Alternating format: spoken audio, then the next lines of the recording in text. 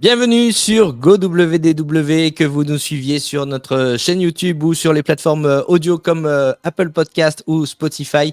Vous êtes sans doute là parce que vous envisagez un séjour à Walt Disney World. Peut-être même que vous êtes en train de le préparer, ce séjour que vous touchez au but. Et sans doute, vous vous dites, et si on en profitait pour aller faire un tour du côté d'Universal? À moins que vous ne préfériez faire une croisière sur l'un des bateaux de la Disney Cruise Line. Ou alors, pourquoi pas louer une voiture et aller découvrir Miami. C'est compliqué, en fait. Tout est une question de choix quand on prépare son séjour à Walt Disney World. Et notre invitée du jour a choisi de ne pas choisir. Elle a décidé de tout faire. Elle a passé un mois à Walt Disney World et elle nous raconte son aventure.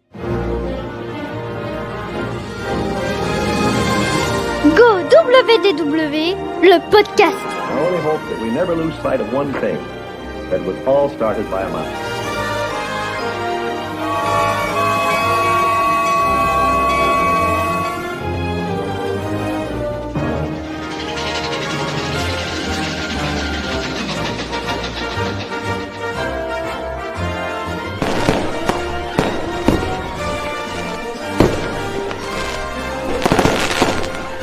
To all who come to this happy place, welcome.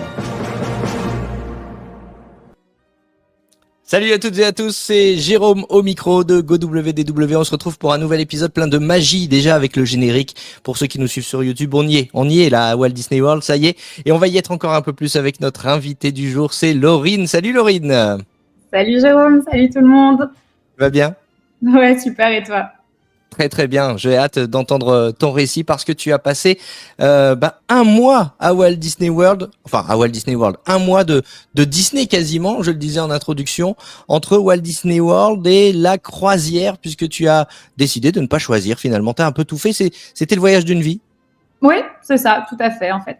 Je pense, comme beaucoup de personnes, c'est un voyage qui paraît un peu inaccessible en première intention.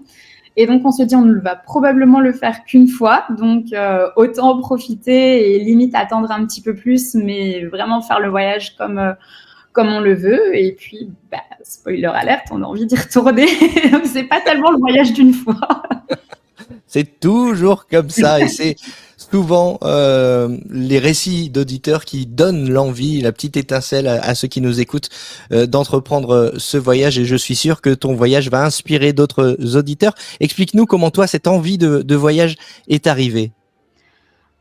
Écoute, ça s'est fait assez naturellement, hein. C'est avec tes podcasts en fait, Jérôme. J'ai commencé à écouter. Non, merci justement. J'ai commencé à t'écouter. Vraiment, je pense que tu avais sorti 2 épisodes à ce moment-là. Et en fait, au fur et à mesure d'écouter, je me dis ça a l'air accessible. Ça a pas l'air si compliqué que ça d'y aller, parce que c'est vrai qu'au début. C'est un parc à l'étranger, il y a la distance, il y a l'avion, il y a la barrière de la langue, même si on se débrouille un petit peu, ça reste un petit obstacle. Et à force d'entendre des récits, d'écouter, on se dit on va regarder, on commence à faire des simulations, 1 fois, 2 fois, et puis on en discute, et puis un jour on passe le pas, et voilà, et on est parti.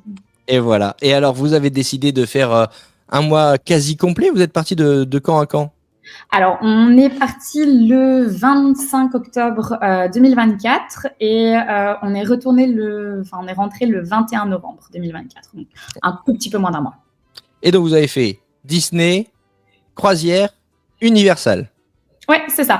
On a fait un petit peu Disney parce que comme on était sur fin octobre, il y avait les soirées Halloween.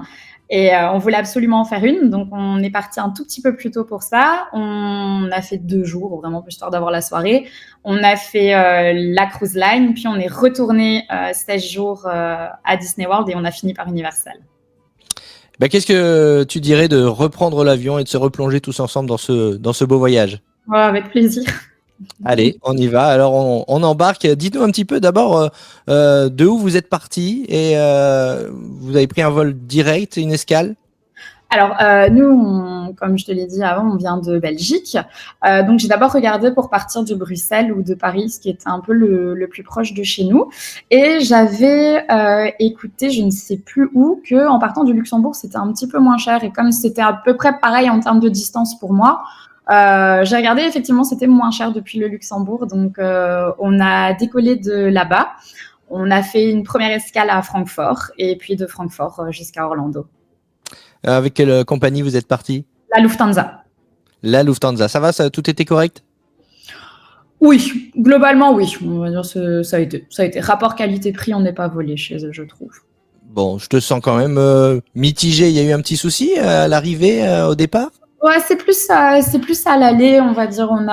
Bon, ça, c'est pas de leur faute. On a eu un vol très, très agité. C'est pas de la faute de la compagnie, mais c'est vrai que pour avoir déjà voyagé avec d'autres compagnies, pas jusqu'à Orlando, mais c'était pas spécialement l'avion le plus confortable que j'ai connu. Et quand on le fait pendant 9 heures d'affilée, on le sent au bout d'un moment.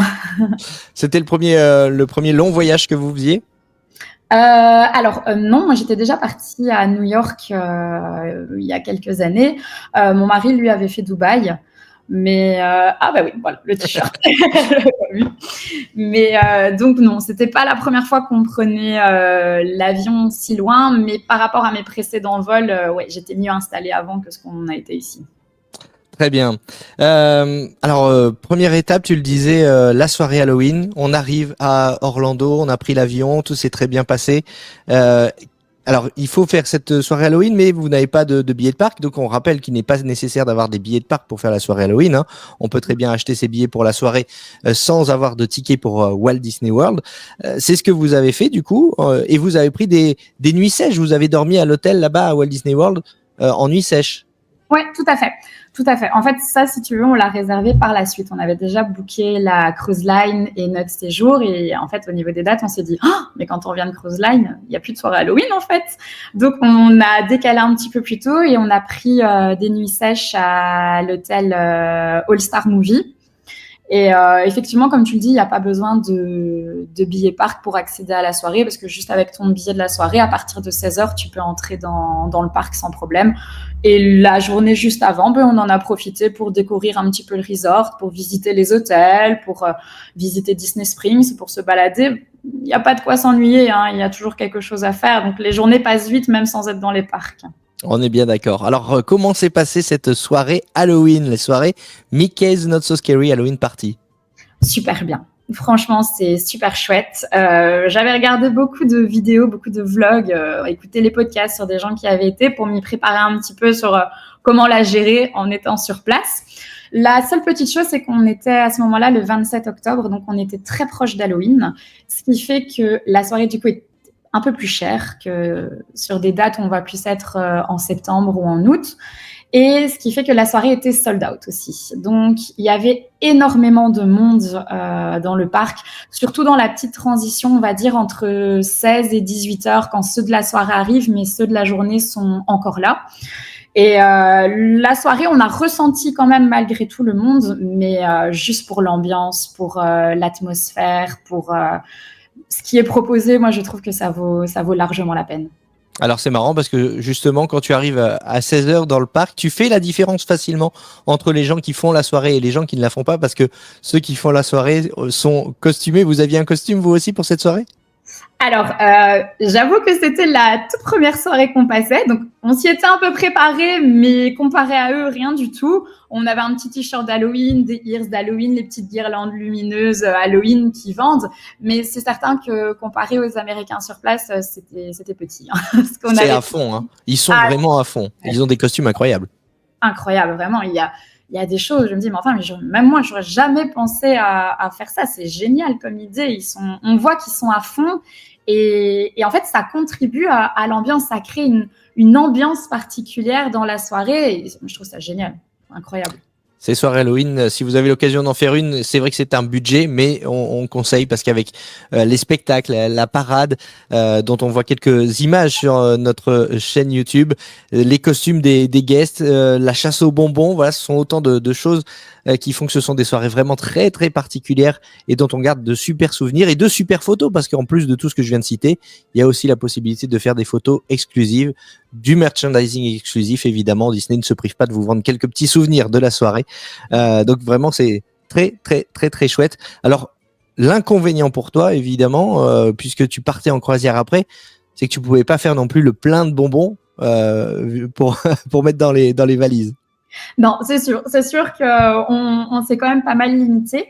Après, comme je t'ai dit, c'était notre première soirée et on l'a pas géré de la manière dont j'aurais voulu. Je voulais absolument voir la Boo To You parade, ce qui fait qu'on s'est placé extrêmement tôt sur Main Street pour être certain d'être au tout premier rang pour la voir. On a quand même dû se placer 1h30 à l'avance. Ah oui. Et voilà, après c'était génial quand la parade est passée, ne serait-ce que pour les photos, les vidéos, les cast members qui sont à fond dans leur personnage, c'est génial. Avec du recul, je pense que j'aurais peut-être un peu plus profité des activités autour et je serais venue me mettre un petit peu plus tard sur la parade, mais c'est pas grave, je me donne l'occasion de le refaire de cette manière-là une prochaine fois. Exactement, toutes les occasions sont bonnes pour retourner à Walt Disney World.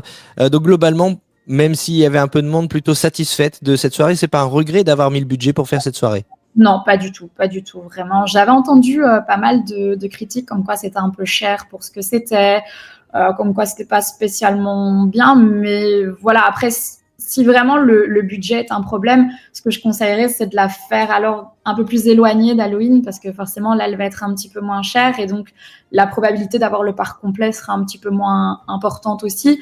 Mais même si vous êtes proche d'Halloween, à la limite, économisez un tout petit peu plus, attendez un tout petit peu plus avant de partir, ou rogner sur autre chose, mais je trouve que la soirée Halloween, elle vaut la peine, rien que pour voir la hype des Américains autour d'Halloween, rien que pour être dans l'ambiance, pour les costumes, la Boo To You parade qui est magnifique, qui est géniale, et pourtant je l'avais déjà vue en vidéo, mais en vrai, c'est encore complètement différent. Et puis pour toutes les activités qu'il y a autour, pour la décoration du parc, pour tout. Vraiment, ça vaut la peine de la faire et de se dire, ben voilà, j'ai vécu Halloween aux États-Unis.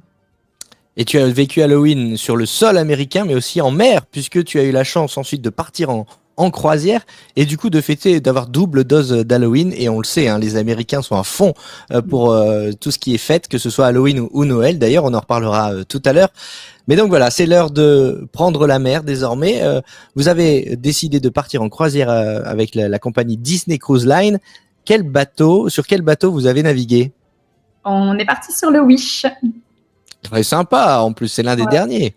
Ouais, il est très très sympa. Le bateau est magnifique, il est immense. Quand on arrive et qu'on le voit, on se sent tout petit. Si je te dis pas de bêtises, j'ai en tête qu'un cast member sur le bateau m'avait dit qu'on était 6000 au moment de la croisière. Je pense qu'on était 4500 passagers et 1500 membres d'équipage, quelque chose. On doit être dans ces valeurs-là. Donc, le bateau, il est immense, mais la Disney Cruise Line, c'est ce que je retiens de ce voyage. C'est là où j'en mettais, on va dire, le moins. J'avais envie de la faire, mais c'était peut-être ce qui, sur papier, me hypait moins. Et si tu me parles de Disney World, c'est la cruise line qui me vient en première intention. Je te pose la question, si tu devais repartir demain et n'avoir du coup qu'un seul choix, parce qu'on a dit tu as fait le choix de ne pas choisir, mais si demain on te disait tu repars et tu fais soit Disney World, soit la croisière, qu'est-ce que tu choisirais? La croisière? Ça, c'est compliqué. Ça, c'est la question piège. Alors, je vais te dire, si je dois repartir là-bas, je prendrais Disney World quand même par rapport à la longueur et la durée du séjour. Et aussi parce que le fait que la cruise line, il y aurait moyen d'en faire une en Europe. Donc, on peut partir un petit peu moins loin si on veut en faire, mais quitte à être là-bas, autant profiter de Disney World. Très bien. Comment vous avez fait pour aller de Orlando à Port Canaveral pour embarquer? On était passé avec le service de shuttle que Disney propose. On avait tout prévu à l'avance. C'est super bien organisé, c'est très très bien fait. Tu ne dois t'occuper de rien. Le dimanche, donc la veille de partir, dans la journée, ils nous avaient déjà donné les petites étiquettes qu'on devait mettre sur nos valises. Ils savaient qu'on partait sur le Wish. Ils savaient quelle cabine on avait sur le Wish. Ils nous ont juste demandé de mettre les petites étiquettes et le matin, 6h du matin, de déposer nos bagages devant la porte. Ils venaient les chercher, ils s'occupaient de tout. Et on avait rendez-vous, si je te dis pas de bêtises, à 9h dans le hall d'entrée de l'hôtel. Et le car était là, il nous attendait et il nous a déposé à Port Canaveral. C'est très, très facile. Je t'avoue que les transferts Disney World, Port Canaveral et Port Canaveral, Disney World, c'était un petit peu ce qui m'angoissait. Et au final, c'est très facile. Ils savent où vous allez, ils savent combien vous êtes, ils savent votre cabine.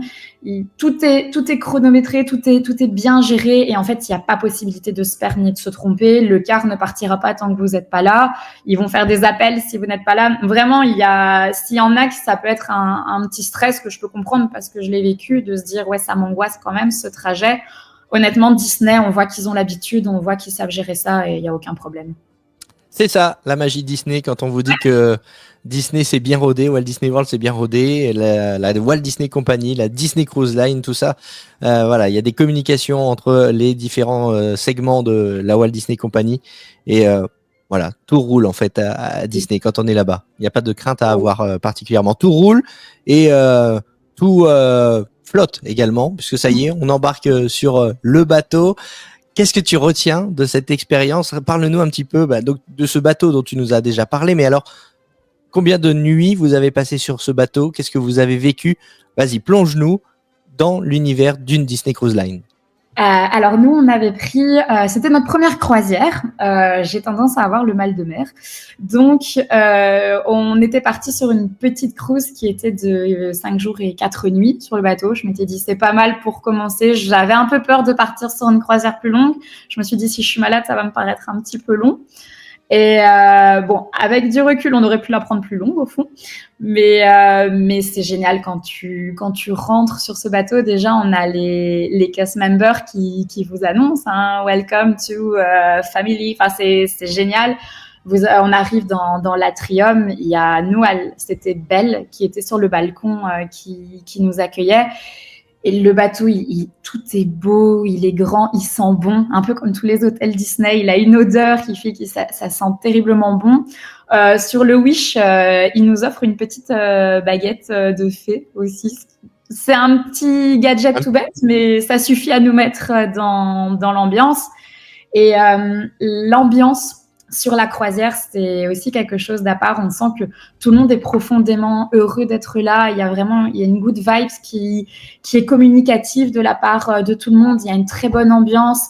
Moi, je me rappelle, je suis arrivée, en fait, on ne sait pas où donner de la tête. Il y a des choses à regarder partout. Il y a un petit moment, on se dit, je fais quoi maintenant?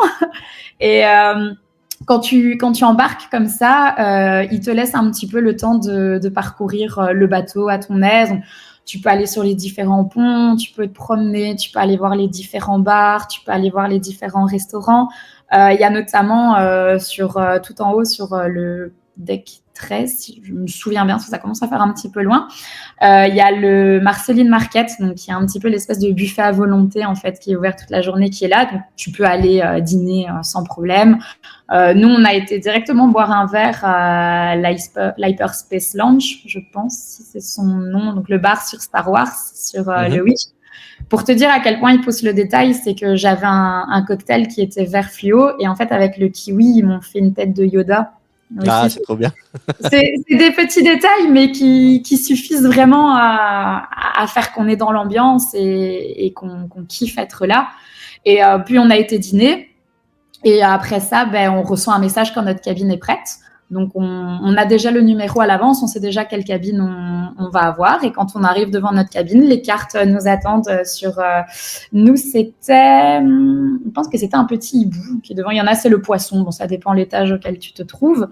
Et les cartes sont là, on ouvre et là, on découvre la cabine. Nos bagages arrivent dans la foulée, donc il n'y a même pas besoin d'aller les demander. Vraiment, tout roule, tout suit son cours. Et après, ils nous demandent juste le premier jour, on a tous un point de rendez-vous qui est désigné par une lettre qui est affichée sur le plan du bateau. Et je pense que c'est à 15h, ils nous demandaient tous d'aller à notre point de rendez-vous pour avoir les consignes de sécurité qui sont obligatoires dans toutes les croisières de toute façon. Et puis, le plus magique pour moi, ce que je retiens, c'est à 16h, c'est la petite fête de départ qu'ils organisent sur le point avec la fameuse cheminée qui fait « When you wish upon a star ». Et ça, c'est vraiment le moment où on se dit, ça y est, on voit le bateau qui bouge, on est parti, tout le monde est content, tout le monde crie, c'est l'effervescence, enfin, c'est génial. Oui, il n'y a pas eu d'interruption dans la magie Disney finalement. Vous étiez à Walt Disney World, vous avez pris le bus Disney, vous êtes arrivé sur le bateau Disney. Donc de ce que tu me dis, pour ceux qui n'auraient jamais fait de Disney Cruise Line et ceux qui hésitent à en rajouter une à leur séjour, on a tendance à dire, on entend souvent les bateaux Disney, c'est les parcs Disney en mer. C'est le cas? Ouais. C'est les parcs Disney, mais dans une autre ambiance. Il n'y a pas les attractions, bien qu'il y ait les toboggans, mais tu retrouves l'ambiance Disney, en fait. C'est surtout ça, avec une... C'est dur à expliquer. Il y a vraiment cette petite ambiance que j'ai retrouvée que sur la croisière. Mais oui, tu es dans du Disney et à aucun moment tu sors de ta bulle Disney, à aucun moment tu es déconnecté ou il y a quelque chose qui te fait sortir. Tout est vraiment mis en place pour que tu sois constamment dans ce petit cocon en fait. Et un peu comme dans les parcs ou dans les hôtels, les cast members sur la cruise sont vraiment incroyables. Ils sont d'une gentillesse, ils sont à ton service. Enfin, il y a pas de fausses notes en fait. Oui, puis vous imaginez, vous êtes sur le pont du bateau, vous vous retournez, vous avez les personnages Disney qui sont là. Enfin, voilà, il y a des interactions avec les personnages aussi à ne pas oublier. Il y en a beaucoup, il paraît. Oui, il y en a beaucoup. À un moment donné, le premier jour, on se balade, on était à l'intérieur et en fait, on voit sur le pont dehors et je tourne la tête et en fait, il y a Pluto qui me faisait coucou et puis Pluto nous voit et donc il va prendre la porte, il rentre, il vient nous faire un câlin comme ça.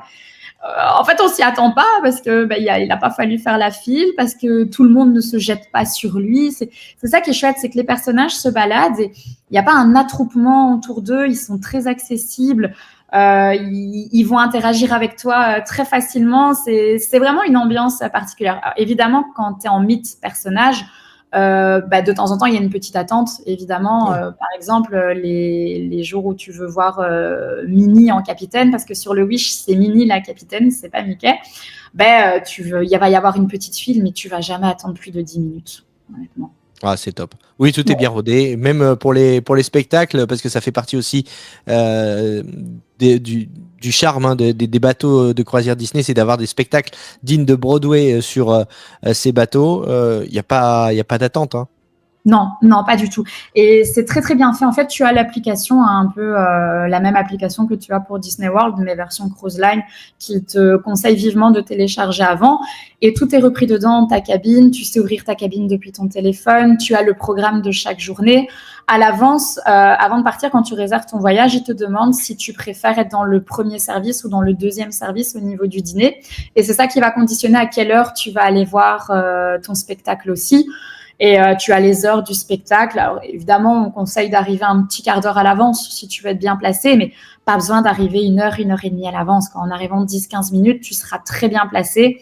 Et les spectacles sont vraiment d'une qualité incroyable. J'ai vraiment été impressionnée parce que les premiers jours, je t'avoue que ça bougeait énormément. On est parti quelques jours après l'ouragan Milton. Je ne sais pas si tu te rappelles, qui a eu lieu. On a même eu peur, on a cru qu'on ne pourrait pas partir.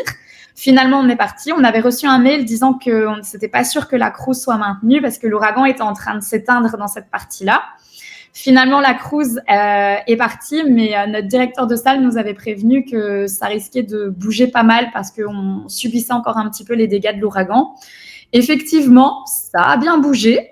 Et dans le théâtre, on le sent quand même. Et moi, ce qui m'impressionnait, c'était vraiment les acteurs sur scène ça bouge dans tous les sens et pourtant, ils laissent rien paraître. Le spectacle, il est fou. Le spectacle est même mieux que certains spectacles que tu vas voir où on est sur la terre ferme, où ça bouge pas. Il y a autant de changements de décor, ça chante en live, ça danse, ça fait des acrobaties. C'est génial. Les tableaux, ils sont tous plus magnifiques les uns que les autres. Vraiment, la qualité des spectacles est impressionnante. Alors, ce qui ne gâche rien sur les bateaux également, c'est qu'on a ces activités, on a les spectacles, on a les cabines aussi qui sont super aussi. Et puis, les restaurants, on va y venir quand même, parce que on mange aussi sur les bateaux de la Disney Cruise Line. Ouais, tout à fait. Le premier restaurant, c'est le Marceline Market, comme je te parlais, qui lui, c'est souvent là que tu vas aller en petit déjeuner. Tu peux demander à aller dans les services à table aussi, mais de mémoire, il faut le demander à l'avance, je pense. Mais déjà, rien que la qualité du buffet à volonté, c'est des produits frais. Tu as du saumon frais. C'est pas un bête buffet à volonté avec des produits réchauffés qui sont pas de bonne qualité. Non, j'ai vraiment été très impressionnée parce qu'on est quand même sur une croisière, on est sur un buffet à volonté, ils embarquent quand même la nourriture à l'avance, mais non, tout est très frais et de très bonne qualité. Et puis, tu as les restaurants service à table qui sont compris dans le package quand tu prends la croisière. Donc, sur le Wish, tu as le 1923 qui est mon préféré. C'est beaucoup basé sur Walt. Donc, en fait, dans le restaurant, tu as les premiers croquis de Walt, tu as tous les croquis à la main qu'ils ont fait à l'époque pour les premiers Disney, tu as des photos de Walt, tu as des portraits de Walt. Et le restaurant est un petit peu dans une ambiance un peu plus classe, en fait, un peu plus adulte, mais le restaurant est magnifique. Tu as le World of Marvel, qui est, comme son nom ne l'indique, pas sur Marvel. Et tu as le Arendelle, donc sur la Reine des Neiges, qui lui est un spectacle, un dîner-spectacle musical, donc ils viennent chanter et danser en live pendant que tu manges. Et en fait, tu tournes sur ces restaurants-là pendant ton séjour en croisière. Après, tu as les restaurants en supplément aussi, notamment Enchanté. Il y en avait un deuxième, je saurais plus te dire c'est lequel comme ça de mémoire, parce que je confonds peut-être avec les autres. Si tu retiens Enchanté, c'est parce que tu as eu la chance d'y manger? Oui, voilà, c'est ça. On l'avait vu à l'avance. C'est le restaurant qui est géré par Arnaud Lallemand, le chef champenois. Et bon, c'est vrai qu'on aime bien la bonne nourriture comme ça, donc on s'est dit bon, on n'aura pas toujours l'occasion de manger là-bas, donc autant le réserver. C'était en plus notre anniversaire de mariage, donc c'était le petit cadeau qu'on se faisait pour l'occasion. Et donc on avait prévenu à l'avance, on avait réservé Enchanté. En fait, ils ont directement adapté. Ils nous ont mis le premier jour le 1923, le deuxième jour Enchanté, puis on a fait World of Marvel et Arendelle jusqu'à la fin. Donc je te dis, tout est prévu à l'avance. Tu sais pas te tromper, toutes tes réservations sont là. Un petit coup de cœur sur les restos? Alors, je vais avoir tendance, je vais te dire Enchanté, forcément. Maintenant, si tu prends les 3 restos qui sont dans ta tournante, moi, je vais te dire le 1923 pour l'histoire autour de Walt, justement. Maintenant, c'est tout aussi bon les uns que les autres, et la carte est commune. Donc, si par exemple, il y a un plat que tu as adoré quand tu étais au 1923 et que le lendemain, tu manges au World of Marvel, rien ne t'empêche de demander ce que tu as mangé la veille. Les cuisines sont communes, en fait. Et après, ils dispatchent juste entre les restaurants. Donc, il n'y a aucun problème. En plus, tu as le même serveur qui te suit, il fait la tournante avec toi, ce qui fait que les serveurs te connaissent et si tu demandes quelque chose, ils vont te dire oui dans la foulée. Donc, il n'y a pas de souci. Et il est de tradition aux États-Unis de laisser un petit pourboire aux serveurs dans les restaurants. Si vous voulez nous laisser un petit pourboire et soutenir GoWDW pour nous donner un petit coup de pouce pour financer l'hébergement du site internet ou le logiciel sur lequel on enregistre, si vous appréciez nos contenus, regardez, vous avez un petit QR code qui vient d'apparaître en bas à droite. Il suffit de le flasher et de nous laisser un petit pourboire. Sur les restos, du coup, tu nous as donné ton classement.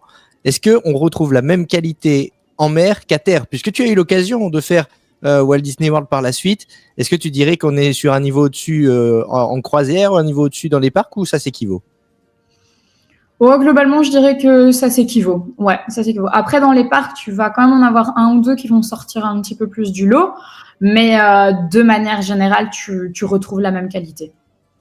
On va évoquer largement aussi la partie restauration quand on parlera des parcs, puisque tu as eu l'occasion de faire 16 restaurants à table lors de ton séjour à Walt Disney World. Donc tu vas pouvoir nous donner tes impressions sur ces restaurants. Je sais que c'est un sujet qui intéresse énormément nos auditeurs, parce que il faut faire parfois des choix lorsqu'on va à Walt Disney World. Toi, tu avais pris le dining plan, donc tu as pu te faire plaisir, mais certains ne l'ont pas, et certains réfléchissent encore à dire est-ce qu'on choisirait celui-là plutôt qu'un autre. Choisir, c'est renoncer. Donc peut-être que tes conseils vont permettre à nos auditeurs de faire leur choix. On va rester pour l'instant sur le bateau, dont on a toujours des images sur notre chaîne YouTube. Il y a des activités, les spectacles, la cabine, les restaurants, et puis il y a Halloween. On en parlait tout à l'heure. Tu as fêté Halloween sur le bateau. Oui, tout à fait. On a fêté Halloween sur le bateau. Alors, la petite particularité quand on a été, c'est que Halloween tombait le jeudi et on avait le disembarkation le vendredi. Or, ils nous demandent la veille du jour de des embarquements, de placer nos bagages à 22h devant la cabine, histoire qu'ils puissent aller déjà les récupérer et puis les acheminer dans un endroit où on les récupère au port le lendemain. Ce qui fait que le directeur de cruise nous avait dit que, étant donné que c'était un peu compliqué, parce qu'il comprenait bien que tout le monde était au niveau des costumes, etc., on a décalé Halloween au mardi. Donc, on a fait Halloween le 29 octobre, en réalité, qui était le jour où nous, on faisait Enchanté. Donc, bon, ça, on l'a appris en arrivant sur la cruise. Et Enchanté, ils exigent quand même un dress code minimum. Donc, on peut pas arriver là-bas en short, claquettes ou en tenue d'Halloween. Donc, c'est vrai qu'on s'était bien habillés ce jour-là. Mais on a été faire un tour dans le bateau avant et après le restaurant. Et je peux te dire que tous les passagers, ils étaient à fond. C'est génial.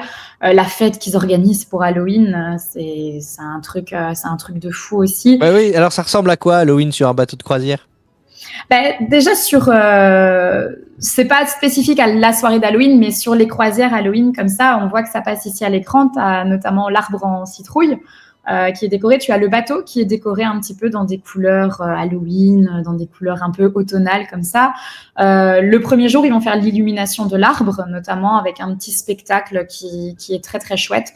Il faut quand même avoir des petites notions en anglais pour comprendre ce qui se raconte, mais voilà, juste pour la beauté, pour le jeu de lumière, pour le spectacle, ça vaut la peine d'être vu. Comme on voit ici, tu as tous les personnages qui sont dans leur tenue d'Halloween aussi. C'est super chouette. Tu as notamment, ce que j'ai trouvé génial, tu avais Minnie, Daisy et Clarabelle qui étaient déguisées en Sir Sanderson. Tu pouvais les rencontrer. Tous les personnages avaient leur costume d'Halloween. Et puis, sur le pont, tu as la soirée avec les musiques d'Halloween, avec les personnages qui sont là en tenue, avec tout le monde qui est déguisé. Tu retrouves un petit peu l'ambiance que tu as sur la soirée, sur la Not So Scary, mais sur le bateau, en fait. Il y a une chasse aux bonbons aussi? Alors ça, je ne saurais pas te dire, parce qu'étant donné qu'on a passé une petite partie de la soirée à Enchanté, j'ai malheureusement pas vu toutes les activités qu'ils ont proposées. J'avoue que j'étais un petit peu déçue à ce niveau-là, parce que moi, je m'étais dit, ils vont faire Halloween le jeudi, donc on avait tout prévu pour le jeudi. Bon, ils l'ont avancé de 2 jours. Donc, probablement. Écoute, les connaissances, ça serait bizarre qu'ils en prévoient pas. Oui, il y a forcément, c'est sûr. Mais en tout cas, c'est vrai que ça fait de super souvenirs. Ce sont des croisières. Alors, est-ce que tu avais eu l'occasion de comparer avec d'autres périodes? Est-ce que les croisières d'Halloween sont un petit peu plus chères que les autres croisières dans l'année?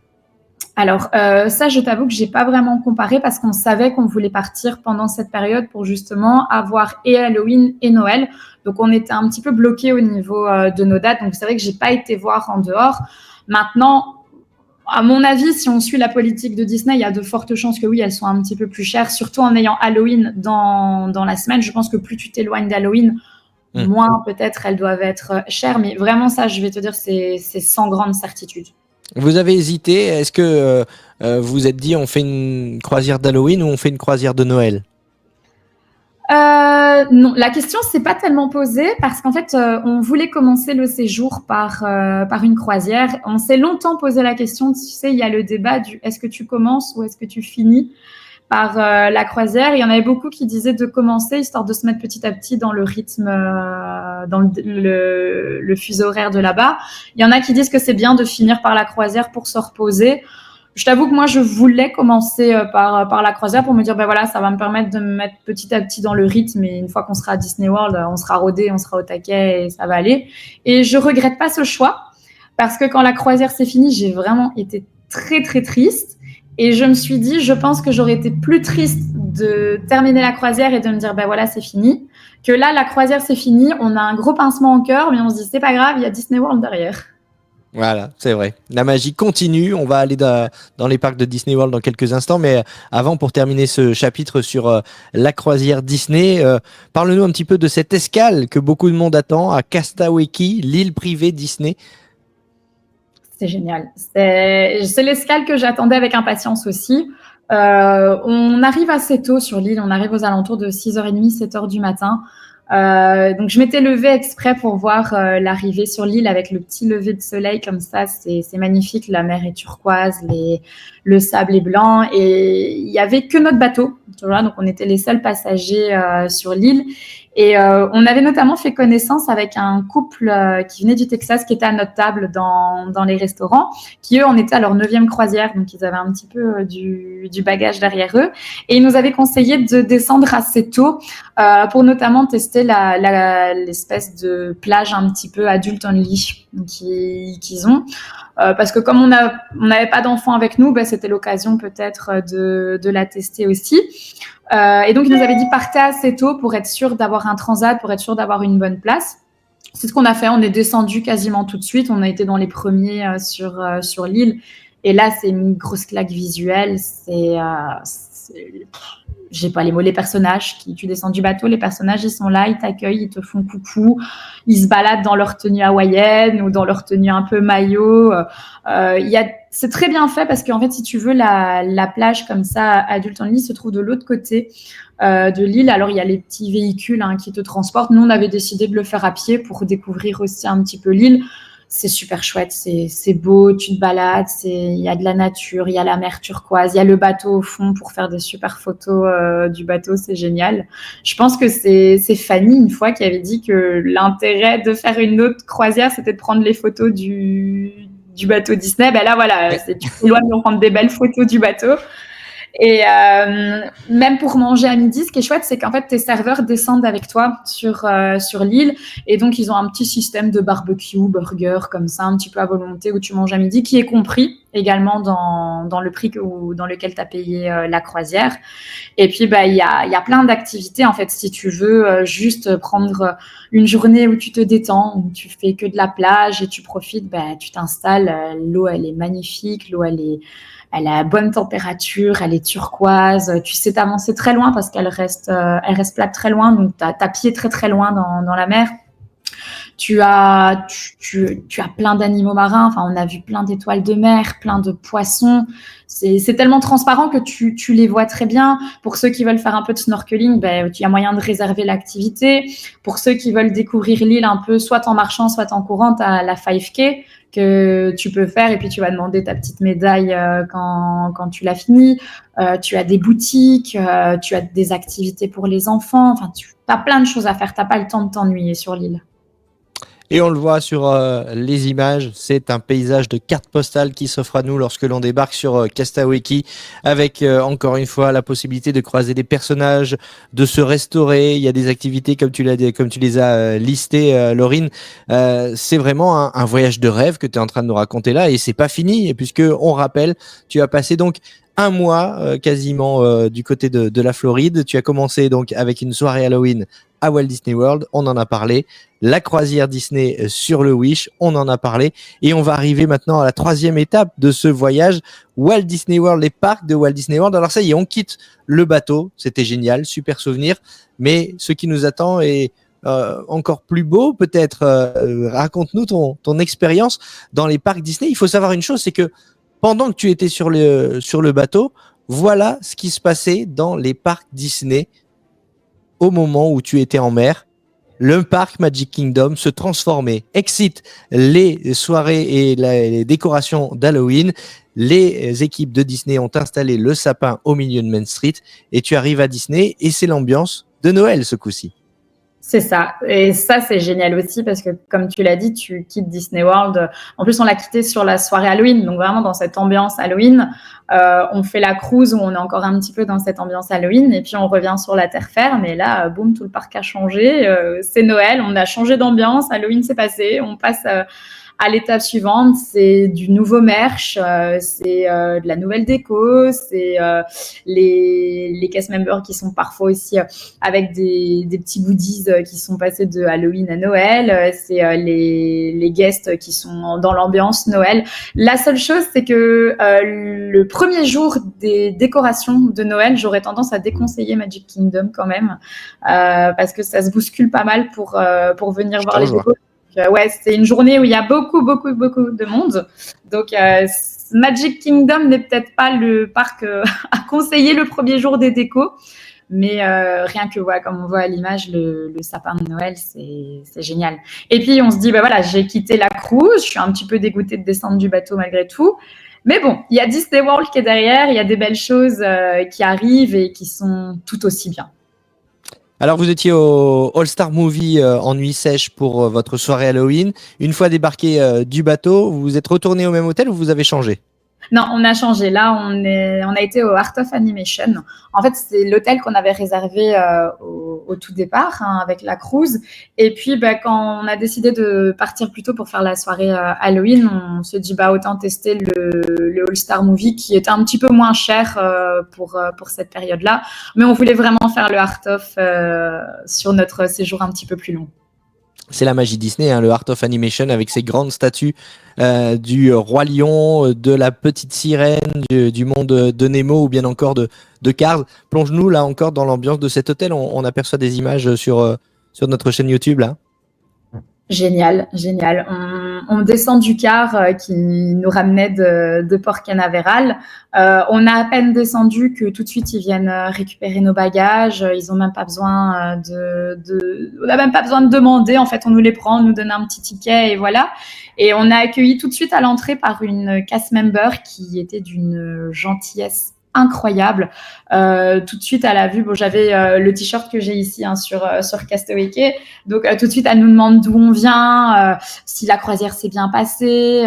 On lui explique que c'est notre première fois, que c'est pour notre anniversaire de mariage qu'on est là, qu'on est vraiment content, que c'est vraiment l'hôtel qui nous tentait depuis le début parce que voilà, je m'étais dit, je vais à Disney World. Moi, je veux avoir du Disney à fond. Après, ça, c'est subjectif, c'est propre à chacun. S'il y en a qui sont pas fans d'avoir trop de Disney, c'est clair que c'est pas cet hôtel-là qu'il faut choisir. Mais nous, c'est ce qu'on voulait. Et tout de suite, pour revenir à la cast member, elle nous dit attendez, bougez pas, je reviens. Pendant ce temps, elle avait fait un petit peu notre check-in. Et puis, elle revient près de nous avec un espèce de petit cadre. Et en fait, quand on ouvrait, il y avait une photo de Mickey.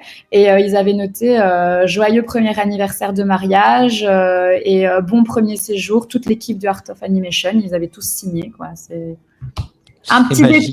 Oui, c'est magique, en fait, sans qu'on lui demande quoi que ce soit. Et elle a fait en sorte que notre chambre soit prête tout de suite. On avait besoin de retirer un petit peu d'argent parce que j'avais pas prévu de liquide justement pour les tips, ne serait-ce que pour les bagages et tout ça. Elle nous a accompagnés jusqu'au distributeur d'argent. On avait les refillable mugs. Je lui ai juste demandé comment faire pour les activer. Elle nous a accompagnés personnellement dans la boutique. Elle a expliqué au gars de la boutique que c'était notre première fois. Il nous les a activés. On lui a expliqué qu'on venait de Belgique, qu'on parlait français, etc. Et puis, on est parti à notre chambre et figure-toi qu'on était dans la chambre depuis un quart d'heure. Le téléphone sonne. On répond, c'était la cast member justement qui nous dit 2-3 mots en français en disant ça va, je les prononce bien, j'ai été voir sur internet, je me suis entraînée, ils sont bien dits. Et tu es vraiment pris en charge du début à la fin. Et tu ne peux être que de bonne humeur en fait quand tu es accueilli comme ça, quoi. Et l'hôtel est magnifique, ne serait-ce que dans le hall d'entrée quand tu vois les croquis un petit peu des différents Disney. Tu as la boutique et le food court qui sont là tout près et puis tu sors. Et tu tombes en première vue sur cette piscine sur Nemo. Nous, on était dans l'aile sur la petite sirène, forcément, comme on était que tous les deux. Mais pour y accéder, tu passes notamment, comme on voit ici, par l'aile sur le Roi Lion, qui est aussi magnifique. Tout est bien thématisé, tout est beau. Moi, je me rappelle un détail qui m'avait interpellée, c'est que en fonction de chaque aile dans laquelle tu te trouves, la végétation est complètement différente en fait. Ouais, c'est vrai. La vraie végétation, c'est pas des plantes artificielles qui te mettent. Dans l'aile sur la petite sirène, ça fait très penser à des plantes aquatiques. Quand on va dans le Roi Lion, c'est beaucoup plus rocheux, c'est beaucoup plus en pointe, c'est beaucoup plus aride. Sur Cars, c'est encore différent. Enfin, c'est des petits détails, mais je trouve l'hôtel vraiment, vraiment magnifique. Ouais, la perfection se niche dans les détails à Disney. C'est ça. Le seul moi, c'était pas un point négatif, mais j'ai entendu pas mal de gens dire ça, c'est que par rapport à l'aile sur la petite sirène, c'est vrai que tu es assez loin du lobby. Tu dois marcher un petit peu pour y aller. Donc, c'est vrai que le soir, quand tu veux remplir ton refillable mug et que tu l'as oublié dans ta chambre, ça te fait une petite trotte. Mais c'est vraiment le point négatif qu'on pourrait trouver à cet hôtel-là parce que il y a même plusieurs piscines. Si tu veux une piscine plus animée, tu vas à celle sur Nemo. Si tu veux une piscine un peu plus calme, tu vas à celle de Cars ou même nous, celle sur la petite sirène, elle était très calme aussi. Et j'avais un petit peu peur parce que je sais que c'est un hôtel qui était très prisé aussi par des cheerleaders, etc. Donc un peu au niveau du bruit. on a eu de la chance, en tout cas, quand on y était, niveau bruit, rien à signaler. Et puis l'un des autres avantages de cet hôtel, on le rappellera jamais assez, c'est qu'il dispose du Skyliner. Le Skyliner est juste sur le pont entre le Art of Animation et le Pop Century. Donc du coup, vous pouvez facilement accéder au parc Epcot et Hollywood Studios en passant par l'hôtel Caribbean Beach. Donc si vous avez envie de visiter un autre hôtel, vous pouvez aussi vous arrêter à la station du Caribbean Beach. Voilà. Et puis on est en train de parler des transports et les images défilent. Vous avez le bus qui vous amène également vers les autres parcs, Magic Kingdom et Animal Kingdom. Mais vraiment, le Skyliner, c'est un super point fort. Oh, c'est génial. C'est génial. Et je vais être honnête avec toi, quand on y retourne, un de mes critères, c'est le Skyliner pour les hôtels. Ce moyen de transport, il est incroyable. Alors, ça arrive de temps en temps. Il y a eu une fois ou deux où il était un petit peu en bug, donc ils ont affrété des bus pour nous ramener ou pour nous conduire dans les différents parcs. Le seul petit point négatif, je dirais, au Skyliner du Art of, c'est qu'en fait, la gare d'embarquement est de la gare commune avec celui du Pop Century. Ce qui fait que le matin, en heure de pointe, ça peut vite bouchonner, donc tu peux vite avoir une file d'attente pour aller chercher le Skyliner. Ça nous est déjà arrivé d'attendre 20 minutes pour monter dedans le matin pour aller dans les parcs, parce qu'en fait, ils font d'abord rentrer le Pop, puis un peu le Art of, puis un peu le Pop, un peu le Art of, et ça peut vite créer un petit bouchon. Mais après, une fois que tu es dedans, ça va tout seul jusque dans les parcs. Mais c'est vrai que le Skyliner, vraiment, c'est gros coup de cœur sur ce moyen de transport. C'est hyper fluide, effectivement. Prenons un des moyens de transport de Disney et allons dans un parc dans lequel tu veux aller en premier. Alors nous, on a fait Epcot en premier. Epcot, où je crois se cache ton attraction préférée. Oui, Gardien de la Galaxie. C'est vrai qu'elle est incroyable. Epcot est très beau. On a voulu commencer par lui parce que comme on avait un petit peu fait Magic Kingdom pendant la soirée Halloween, on s'est dit on va mettre Magic Kingdom un peu plus loin, et on savait qu'il y avait les décos de Noël, donc c'est pour ça aussi qu'on l'a mis un peu plus loin dans le séjour. Epcot, magnifique le parc. Quand on arrive, qu'on est au pied de Spaceship Earth, déjà on se dit ah oui, c'est quand même grand. Il y a une attraction là-dedans quand même. Et le parc est génial, comme on voit sur les images. Tu regardes Spaceship Earth, il y a le monorail qui passe, il y a du mouvement, le parc est beau, il y a plein de choses à visiter, et puis les différents pavillons, ça c'est génial aussi. Rien que pour ça, tu peux passer plusieurs jours juste à faire les pavillons. Mais c'est vrai que Gardien de la Galaxie, grosse claque. En plus, on a eu la chance, je voulais absolument avoir Blondie, et la première fois qu'on l'a fait, on est tombé sur Blondie. Ah, génial. Effectivement, il y a six musiques différentes possibles à l'intérieur de cette attraction, qui est une montagne russe intérieure, on le rappelle. Voilà, faut aimer les montagnes russes parce qu'il y a alors il n'y a pas d'inversion, mais une grosse sensation de vitesse quand même. Ouais, quand même. C'est vrai que pour ceux qui l'ont jamais fait, c'est ce qu'on pourrait le plus assimiler à Crush Coaster, entre guillemets, enfin vraiment à Disneyland Paris, mais en beaucoup plus fluide, en beaucoup moins saccadé, avec les écrans qui sont quand même d'une qualité impressionnante, les pré-shows qui sont notamment le deuxième pré-show il a fallu que je le fasse 2-3 fois avant de capter un peu le système qu'ils utilisent. Mais c'est vrai qu'il y a de la vitesse, il y a pas d'inversion. Maintenant, voilà, ça monte, ça descend, ça tourne très fort, il y a des bruits forts. Donc, c'est vrai que si on n'est pas à l'aise avec ça, c'est pas l'attraction à conseiller. Mais moi, ce que j'adore, c'est le principe de la faire, et toujours au moment où elle va démarrer, de pas savoir quelle musique on va avoir, et puis la découverte dedans. Et notamment la première fois, quand on a eu Blondie, tous les gens qui étaient avec nous dans l'attraction, tout le monde criait, tout le monde applaudissait. Enfin, on voyait vraiment que tout le monde était content de la voir. Et ça aussi, ça rajoute un petit plus quand tu fais l'attraction. Ouais, évidemment. Et puis la photo souvenir à la fin aussi, qui est très sympa. On a souvent des têtes avec les cheveux qui volent dans tous les sens, du coup. Mais c'est toujours quelque chose de sympa à garder. Vous aviez le photopass, évidemment. Oui, évidemment. Donc, ça, c'est magnifique, quoi. 30 secondes après, la photo, elle est disponible. On la télécharge et puis ça fait des super souvenirs. Et puis, 6 mois après, quand tu regardes la photo, effectivement, que tu vois la tête que tu as sur l'attraction, ça fait toujours rire. Alors, vous n'aviez pas que le photopass, vous aviez aussi le dining plan, le plan repas, ce qui vous a permis de faire 16 restaurants à table pendant votre séjour. On y reviendra dans quelques instants sur les restos. On va d'abord rester sur les attractions. Qu'est-ce que tu as aimé d'autre à Epcot ? Écoute, moi j'ai beaucoup aimé Frozen Ever After parce que je savais qu'elle arrivait à Paris et puis c'est un univers qui me plaît assez bien, la Reine des Neiges, et en plus on n'avait pas dû attendre trop longtemps pour la faire, donc ça joue aussi sur le fait que tu apprécies ou pas une attraction. Maintenant, quand on y était, c'était le moment où Test Track était en réhab, donc on n'a pas eu la chance de la faire malheureusement, mais gros coup de cœur pour moi sur Figment. Aussi Journey into Imagination with Figment. Je crois qu'à chaque fois qu'on allait dans les parcs, dans Epcot, il fallait que je la fasse au moins 2 fois, sinon j'étais pas rassasiée. Ah ouais. T'avais la chanson dans la tête toute la journée après. Ah, c'est foutu. Ouais, c'est foutu, tu l'as en tête. Mais juste pour le mythe avec Figment à la fin, qui est génial aussi en rencontre. Donc, mais toutes les attractions sont chouettes aussi, même si tu prends Mission Space. Moi qui suis un peu claustro, j'aime pas trop ça. Je t'avoue que je voulais pas la faire. Puis j'avais regardé, je pense, un de tes vlogs où tu l'avais fait avec tes enfants et je m'étais dit, bon, ça va, je peux la faire. Et la mission verte, en vrai, oui, elle est très facile. La mission orange, je l'ai fait une fois, je la referai plus. Donc celle-là, honnêtement, si on peut la skipper, c'est pas plus mal.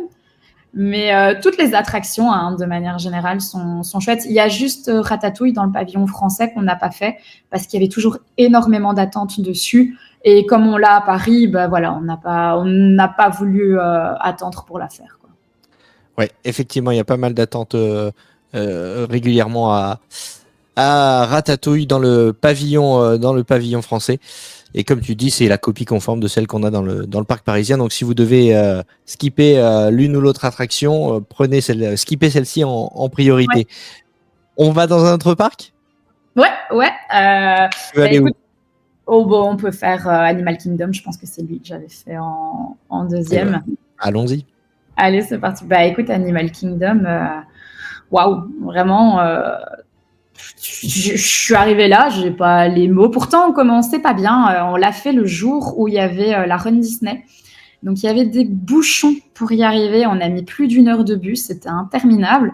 On avait fait exprès de se lever tôt pour pouvoir aller faire Flight of Passage. Arriver dans les premiers, c'était foutu. Donc, je suis un peu arrivée comme ça dans le parc. Mais quand tu rentres, la claque, déjà, quand tu vois le Tree of Life, déjà, ça... Tu restes bouche bée devant. Je t'avoue qu'on a un petit peu suivi la foule quand même pour aller vers Flight of Passage, mais quand tu arrives dans le Land Pandora, tu n'as pas les mots en fait, à part juste être bouche ouverte et filmer ce qu'il y a autour de toi. Les montagnes flottantes, tu te demandes comment les ingénieurs ils ont réussi à te pondre ça et que ça paraisse aussi vrai et aussi naturel. L'ambiance qu'il y a dans ce parc, qui est super chouette dans ce parc aussi, c'est qu'il y a beaucoup d'ombre. Donc, quand il fait chaud, il est quand même pas désagréable à faire. Mais ouais, j'ai adoré Animal Kingdom. Un coup de cœur niveau attraction ? Pas Flight of Passage, évidemment, parce que même si je savais un petit peu à quoi m'attendre et que je suis pas une fan de tout ce qui est écran et 4D quand même à la base, même si oui, en fonction d'où tu es placé, c'est vrai que tu vas pas forcément avoir l'image de meilleure qualité. Mais non, Flight of Passage, tu ressors de là, tu as les larmes aux yeux, tu as les frissons. Et pourtant, quand on l'a fait, il nous avait annoncé 50 minutes. En réalité, on a attendu 2h30. Donc la file d'attente, oui, ça a piqué quand même. Mais bon, après, tu es dans la file d'attente, donc tu vas jusqu'au bout. Bah oui. Mais non, Flight of Passage est vraiment, alors oui, c'est vrai qu'on peut dire qu'elle est peut-être un peu vieillissante au niveau de la 3D, tout ça. Ça serait pas mal s'ils refont ça, mais ça gâche pas du tout l'attraction. C'est génial. Après, j'ai beaucoup aimé Expédition Everest aussi, mais rien que pour l'émotion, c'est vrai que Flight of Passage reste au-dessus. Très bien. Pareil, on parlera des restaurants que tu as fait à Animal Kingdom dans quelques instants, mais d'abord, on va faire un 3e parc. Hollywood Studios. Allez, allons-y. Alors, Hollywood Studios, moi, ça a été mon préféré. Je sais que c'est pas lui qui ressort bien souvent comme préféré sur les 4 parcs à thème comme ça, hors parc aquatique. Mais gros coup de cœur sur Hollywood Studios parce que je trouve qu'en termes d'attraction, il a une offre d'attraction qui est incroyable. Et j'aime beaucoup... l'ambiance un petit peu hollywoodienne comme ça, le soir venu, quand il y a toutes les petites lumières, qu'on voit la tote qui s'illumine comme ça, la petite ambiance qu'il y a. Il y a une ambiance dans ce parc qui matche bien avec moi. Un coup de cœur au niveau des attractions à Hollywood Studios? Ah ouais, ça c'est dur en fait. Ça c'est la question que je redoutais. Je vais avoir tendance à te dire quand même Rise of the Resistance. Parce que technologiquement, cette attraction, il faut quand même avouer, il n'y a pas beaucoup d'attractions qui lui arrivent. Il n'y a même, je pense, aucune attraction qui lui arrive à la cheville.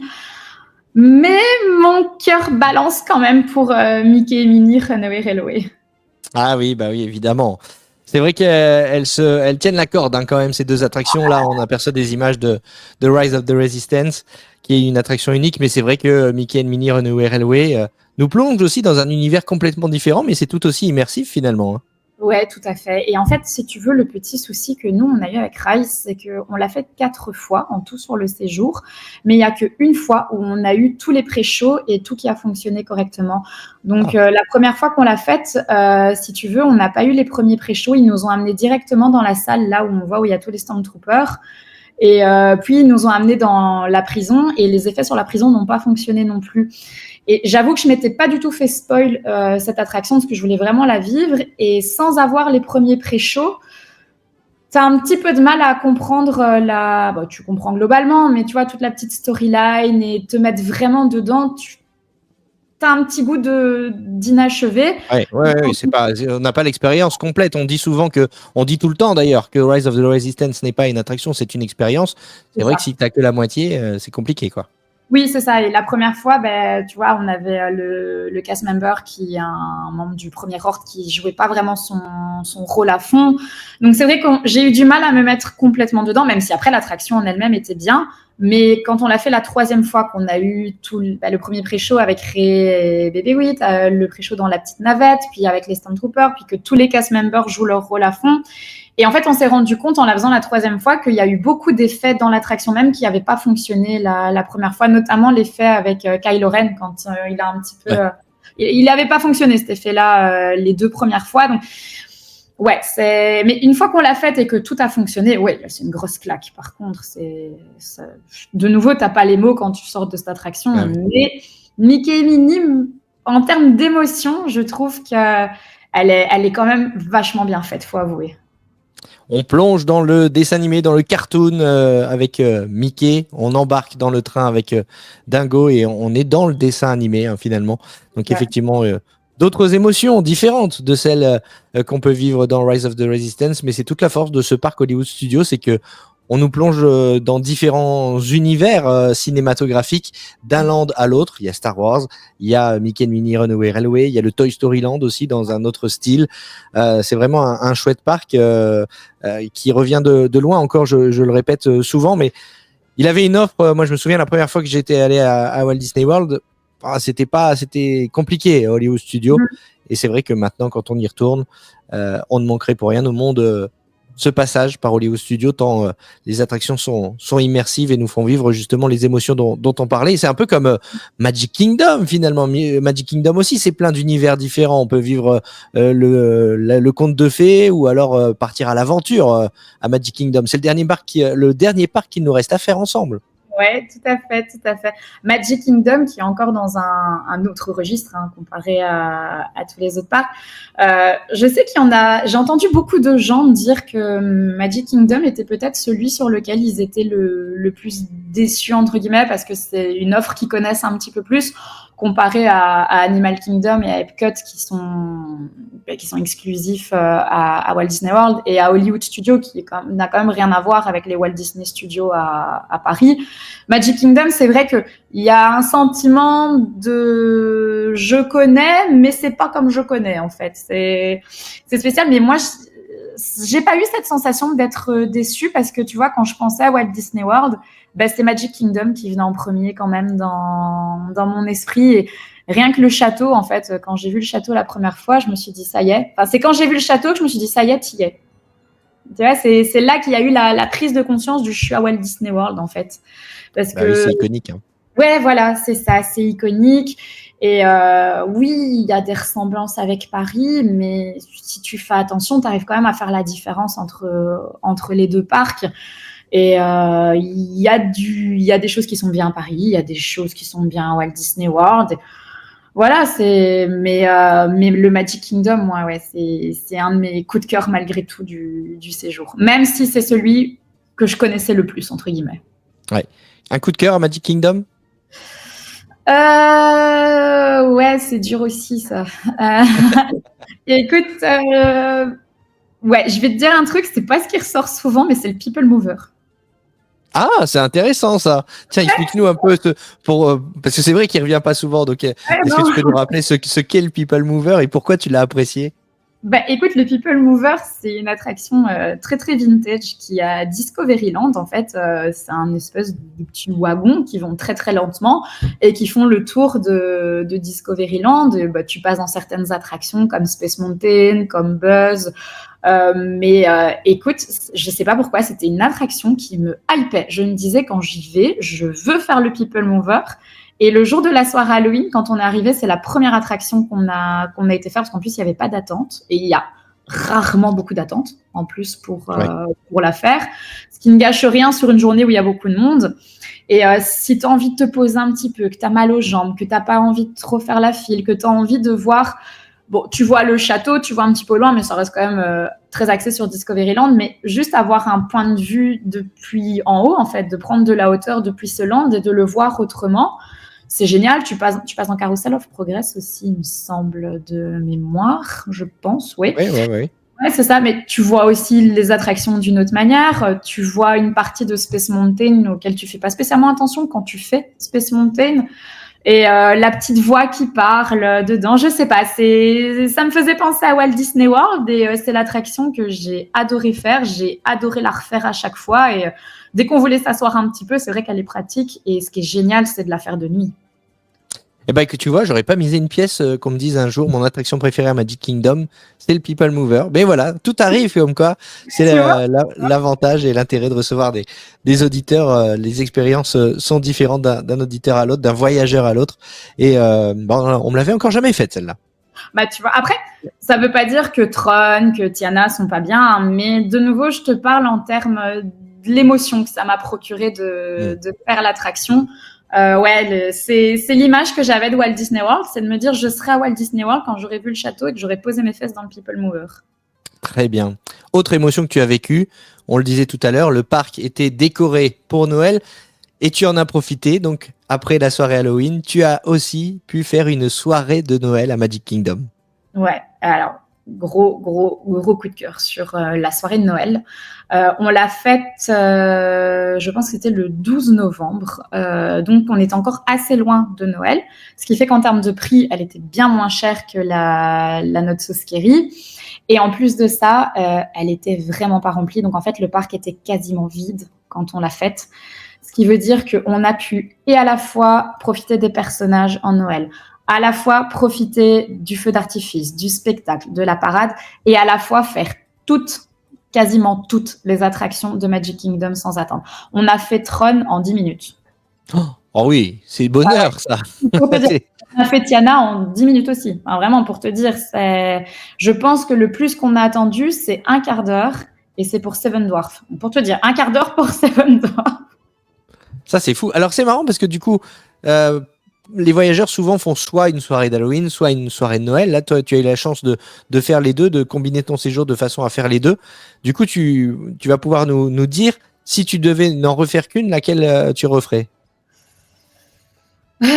Alors, moi, j'aurais tendance à dire Halloween. Mais juste pour le principe de vivre Halloween avec les Américains dans les parcs parce qu'ils ont une culture d'Halloween qu'on n'a pas nous en Europe. Et juste pour cette ambiance-là, ça vaut la peine. Maintenant, si vous pouvez vous permettre de faire Noël, faites-la aussi parce que c'est une ambiance qui est complètement différente. Ils jouent tout autant le jeu à Noël. Ils arrivent, j'adore, soit dans des tenues de Noël, soit dans des pyjamas en pilou-pilou, des pyjamas et des grenouillères une pièce. Enfin, ils sont vraiment à fond aussi sur Noël.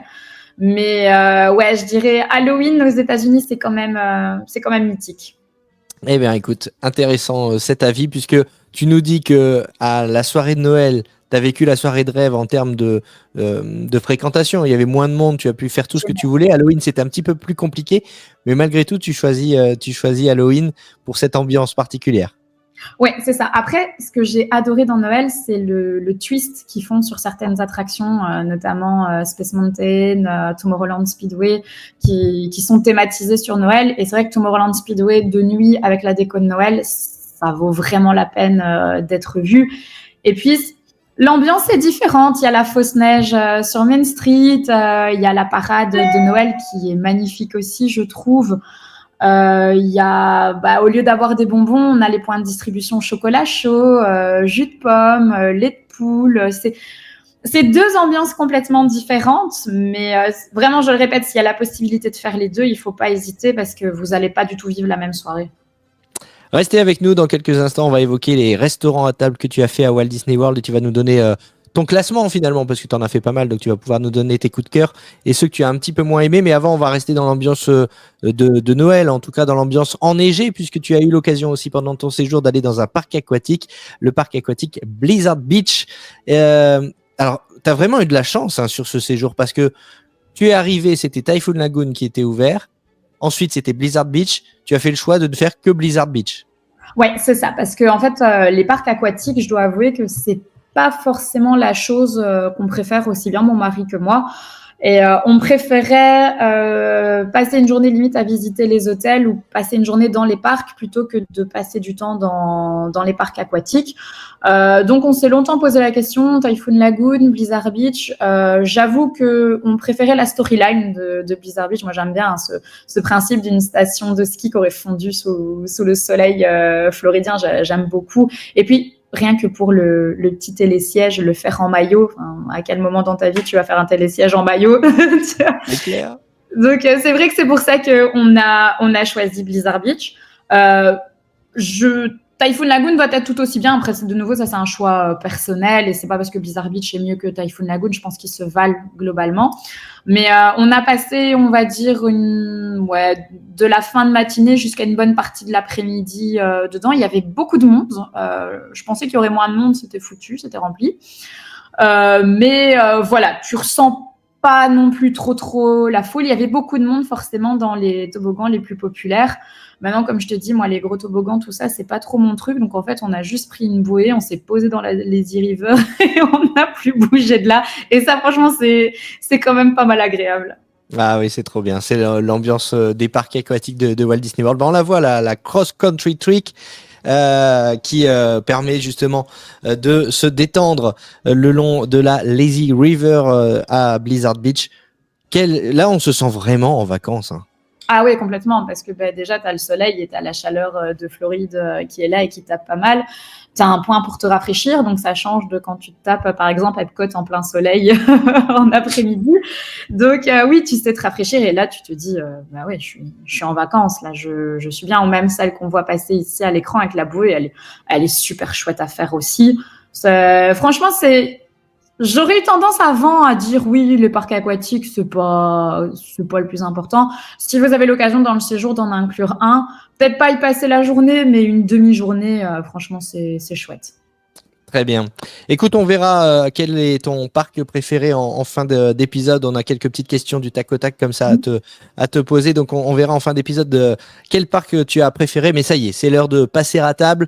Laurine, si tu le veux bien, on va évoquer les restaurants que tu as fait pendant ton séjour. Est-ce que tu peux déjà nous faire la liste des restaurants que tu as fait?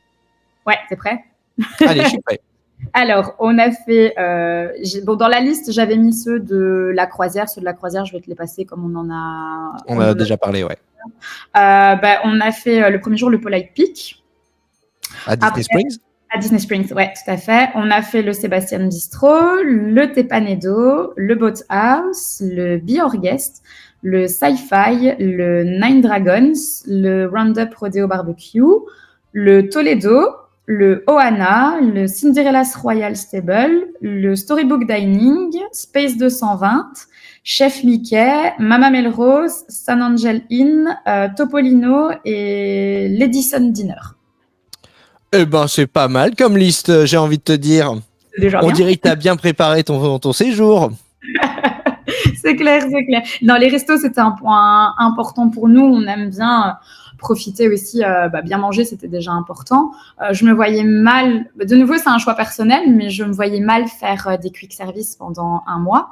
Donc, les restos à table, pour moi, ça fait tout autant partie de l'expérience. Quand on va à Disneyland Paris, c'est pareil, on réserve toujours des restaurants à table. Je trouve que c'est une autre ambiance, c'est une autre manière de profiter du resort. Et il y avait le dining plan qui était disponible, donc c'est vrai qu'on en a profité. Vous avez bien raison. Vous avez bien raison. Puis ce qui est intéressant dans ta liste, c'est que il y a des restaurants avec personnages, il y a des buffets, il y a des restaurants un peu plus chill où on peut prendre le temps de se poser.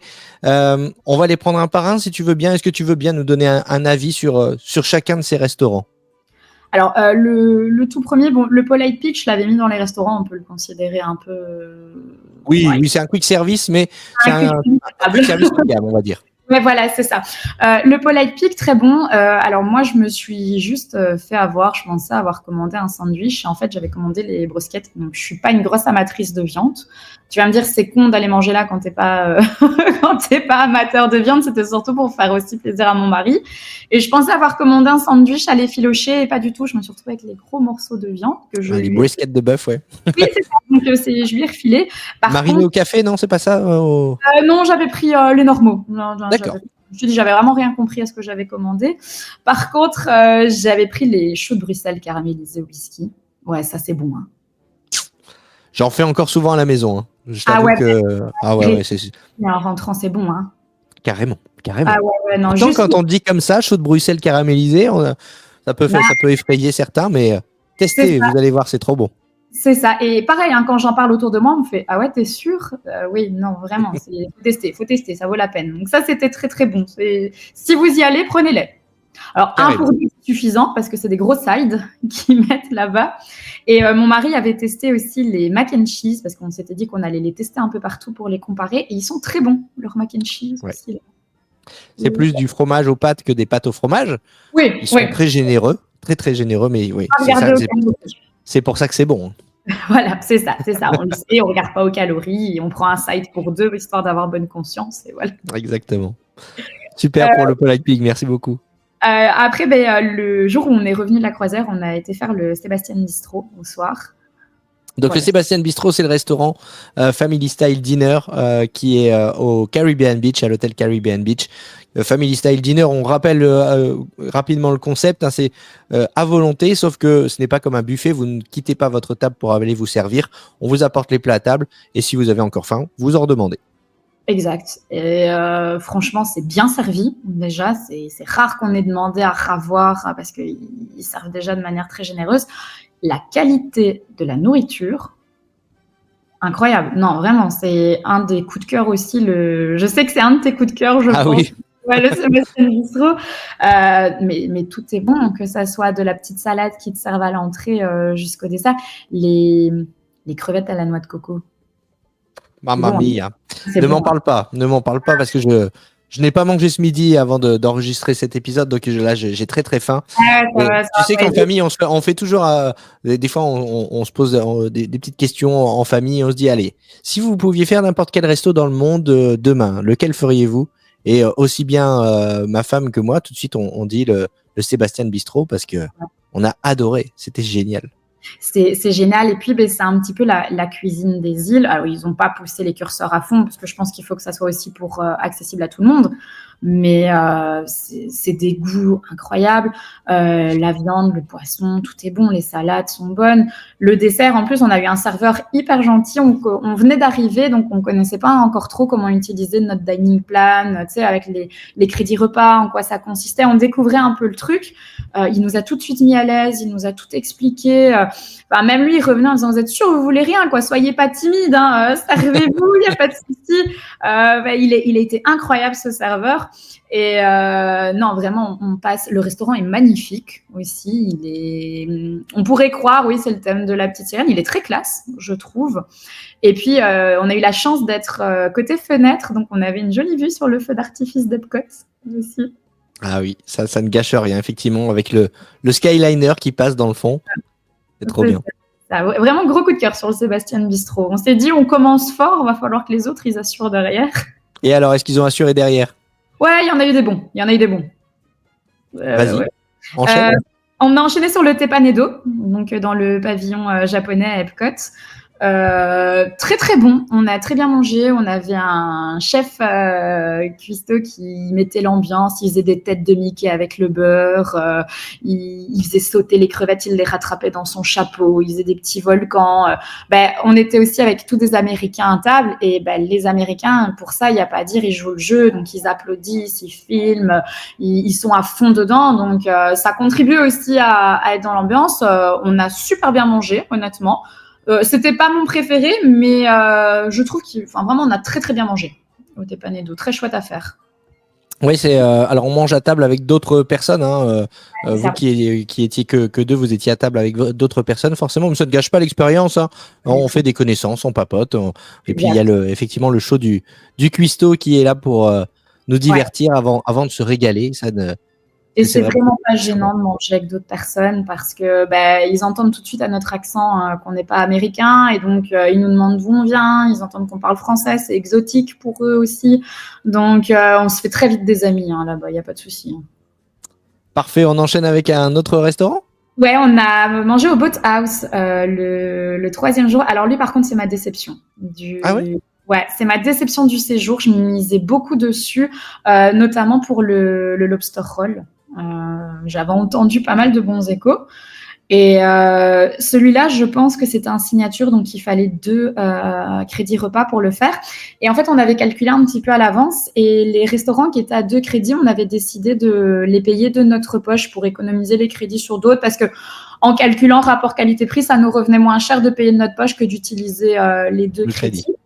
Et je t'avoue que j'ai été très très déçue par leur lobster roll. Il est très cher de mémoire. On est à presque $38, je pense, à l'époque. Ah oui, ça fait cher le sandwich. Ça pique pour un tout petit sandwich servi avec des chips, en fait. Donc... Oui, parce que même, tu vois, on parlait de New York tout à l'heure. Le dernier lobster roll que j'ai mangé était à Coney Island, à New York. Ouais. Et donc somme toute, une région touristique également. Et on a payé moins de $30 le lobster roll. Donc là, $38. Très cher. C'était très, très cher. Pour être servi avec des chips en plus. Donc, tu sais, à la limite, tu me servais ça avec des tomates, une bonne petite mayonnaise. Et on a remangé un lobster roll à Magic Kingdom. C'était au Columbia. Ah, c'est possible. Oui, c'est ça. Je l'ai trouvé tout aussi bon là-bas et bien moins cher. Donc, ouais, si vous allez au Boathouse, honnêtement, ne perdez pas votre argent sur le lobster roll. Merci pour cette astuce. C'est pas le meilleur. Donc, les petites déceptions sur lui, je dois avouer. Très bien. Bon, alors, on le zappe alors. On zappe, on enchaîne. Après, on a été au Björgest le lendemain. J'avais entendu aussi pas mal d'échos négatifs dessus. Moi, je l'ai adoré. Honnêtement, on était dans la salle de bal. Donc, sur les 3 salles, c'est celle où je voulais être. On était tout au fond, donc on était vraiment près des fenêtres où on avait l'impression qu'il neigeait dehors. On était vraiment dans cette ambiance.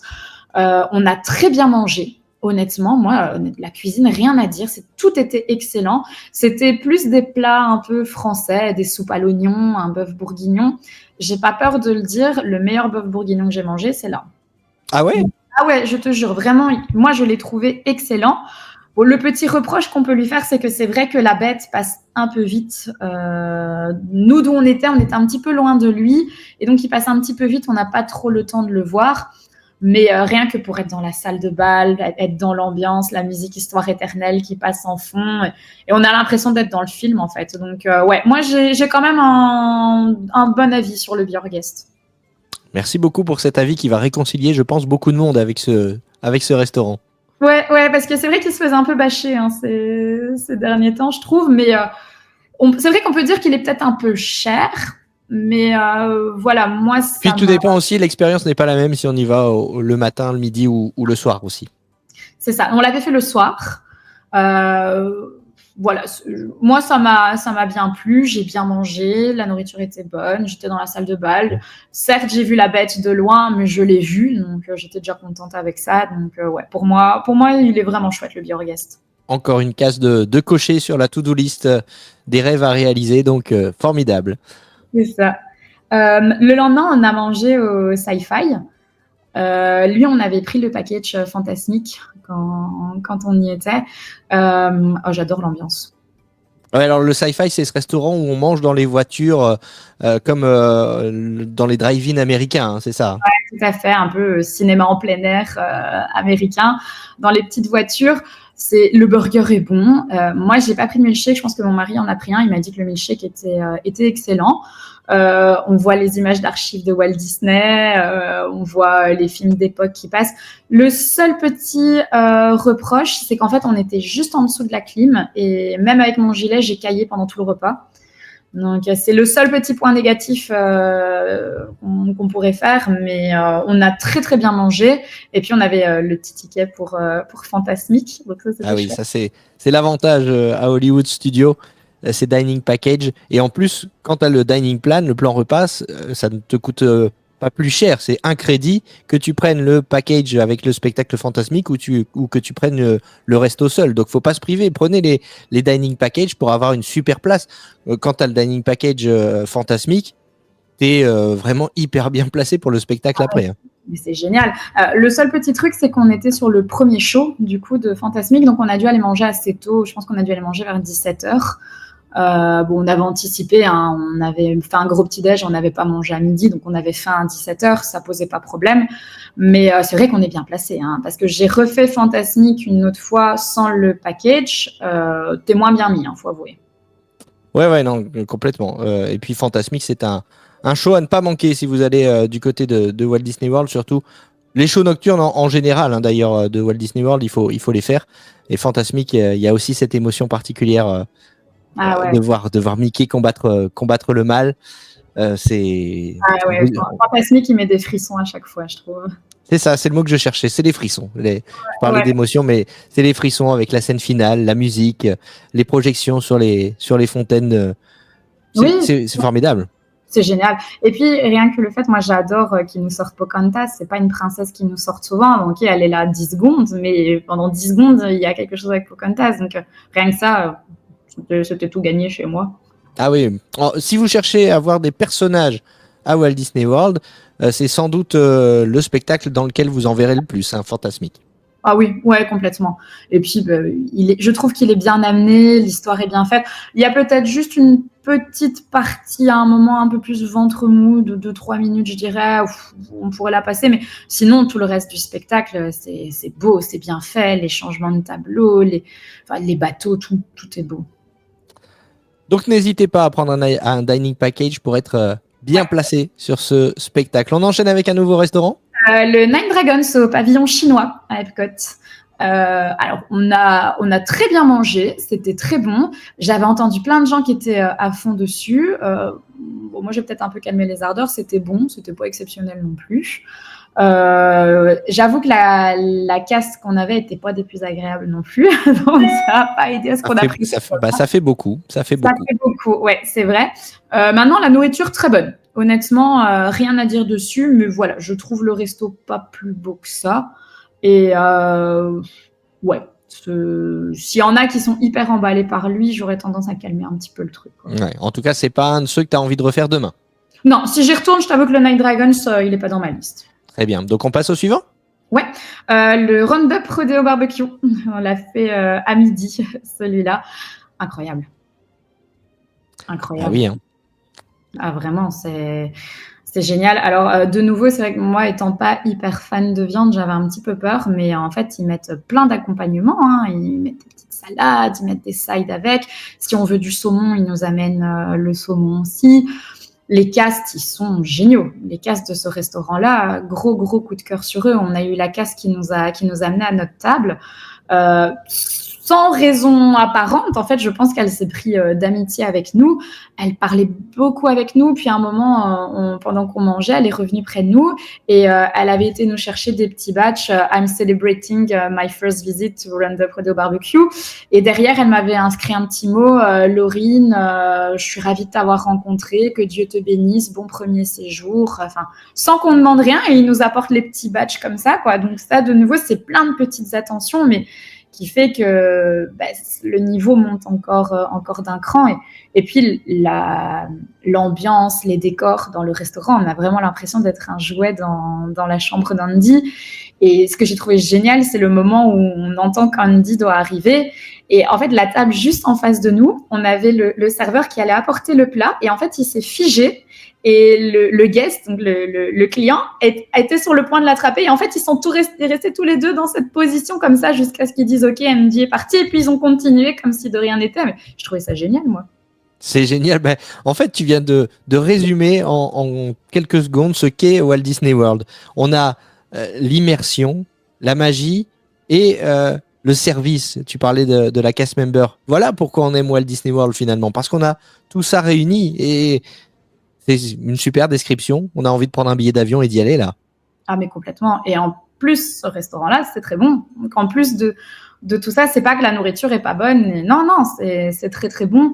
Ce qui est chouette aussi là-bas, c'est qu'en fait, avec le dining plan, ça, c'est un truc à savoir, on s'est un peu fait avoir, c'est que c'est plats, desserts qui sont compris dedans. Je suis pas du tout une bouche sucrée, je suis pas une fan de sucre. Donc régulièrement dans les restaurants, je demandais si c'était possible de switcher le dessert par l'entrée. Ils ont refusé systématiquement, partout. Ah oui. Bon, ici, c'est un family style pour le Roundup Rodeo Barbecue. Donc, on a quand même des petites salades en entrée. Mais par contre, pour le dessert, en fait, voilà, moi, je suis pas une sucrée, j'aime pas le gaspillage. Donc, j'ai demandé si c'était possible d'avoir le petit cupcake de Forky, donc le dessert enfant qu'on voit ici à l'écran à la place. Et tout de suite, elle a accepté, elle m'a apporté le petit dessert. Et donc ça, c'est chouette aussi.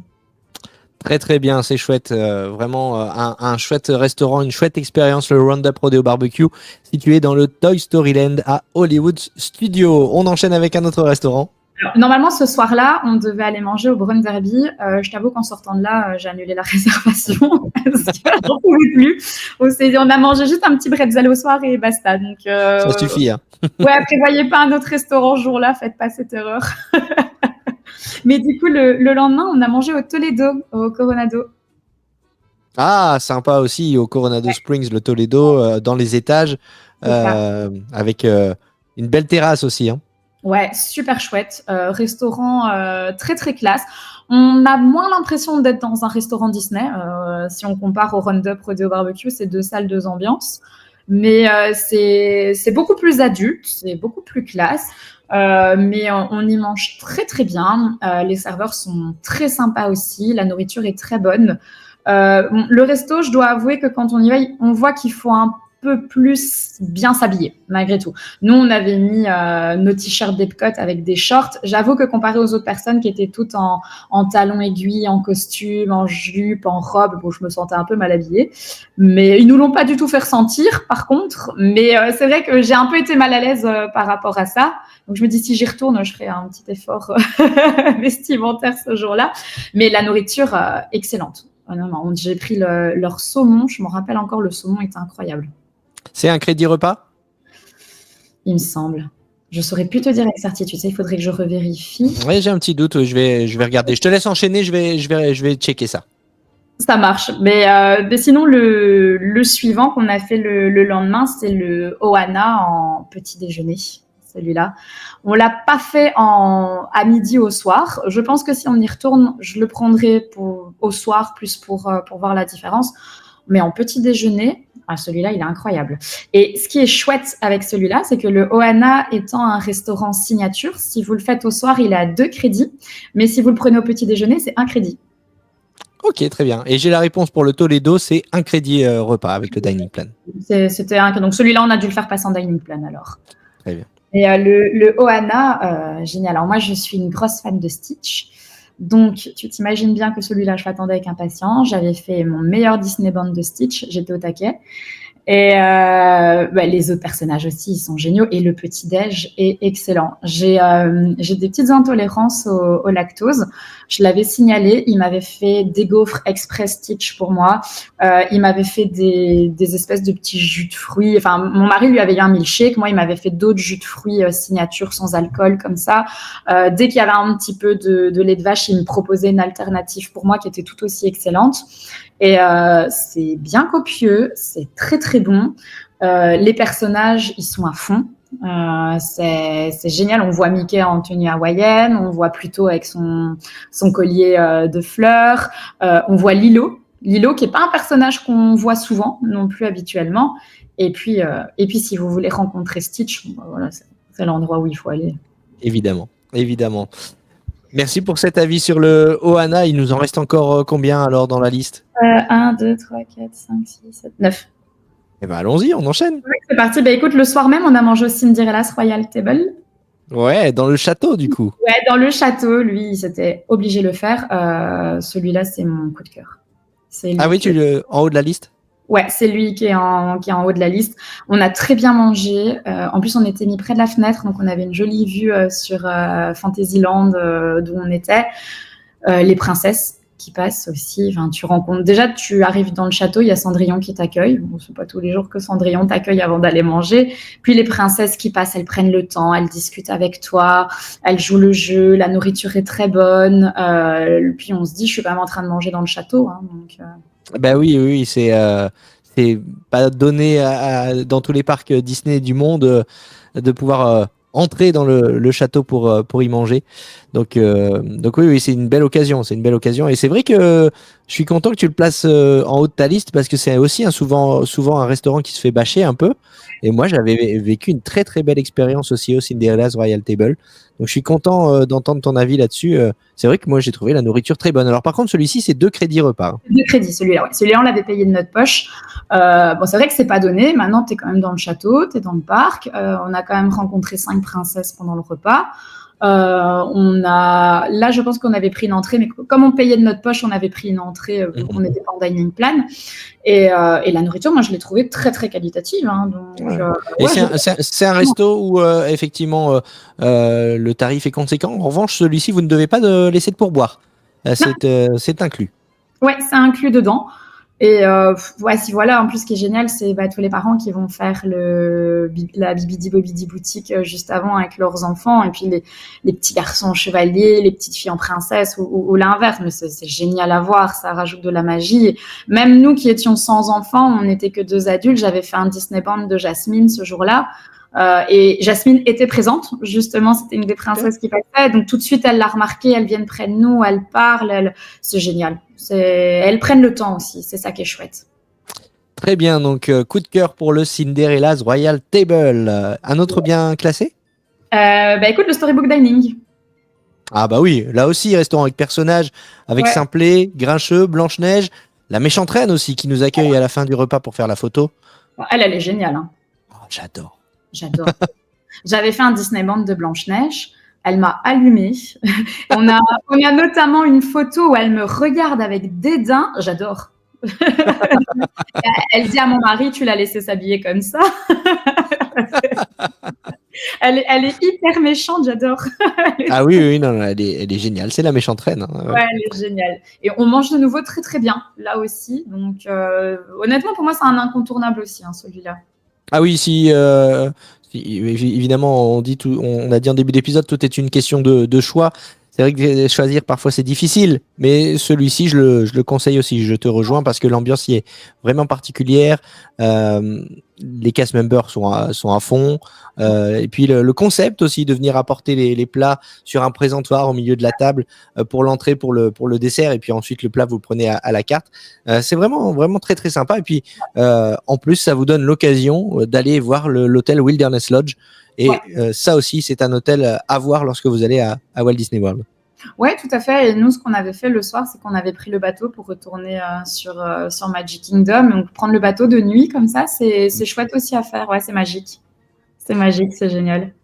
Très bien. Passons à un autre restaurant. Le Space 220. À Epcot. Alors là, on décolle de direction l'espace. Ouais, celui-là aussi. C'est le concept. Franchement, il fallait y penser et il fallait bien le réaliser, et c'est le cas. Oui, on s'y croirait. Ouais, complètement. Pourtant, on sait qu'on est toujours à Epcot, on sait qu'on n'est pas monté aussi haut, mais vraiment, si on s'y croirait complètement. On a très bien mangé aussi. Franchement, j'ai rien à dire dessus. Peut-être un petit peu sombre, vraiment, s'il faut trouver un. Et oui, c'est vrai que s'il faut le payer de sa poche, il n'est pas donné non plus. C'est ce que j'allais dire. Tu vois, l'expérience. Certains nous demandent est-ce que le dining plan vaut le coup et tout. T'as pas la même expérience quand t'as le dining plan parce qu'il est payé à l'avance, donc tu te régales. Voilà, tu te soucies plus du budget resto. Nous, on l'a payé de notre poche. Je t'avoue qu'on a été un petit peu déçus du rapport qualité-prix. Ouais, je t'avoue que lui, je ne l'ai pas passé en dining plan parce qu'il me semble qu'il passe. Soit il passait pas dans le dining plan, soit c'était de nouveau 2 crédits et donc on le passait pas, donc on l'a aussi payé de notre poche. J'avoue que quand tu rajoutes le tips, quand tu rajoutes tout ça, à la fin du repas, ça pique un petit peu quand même.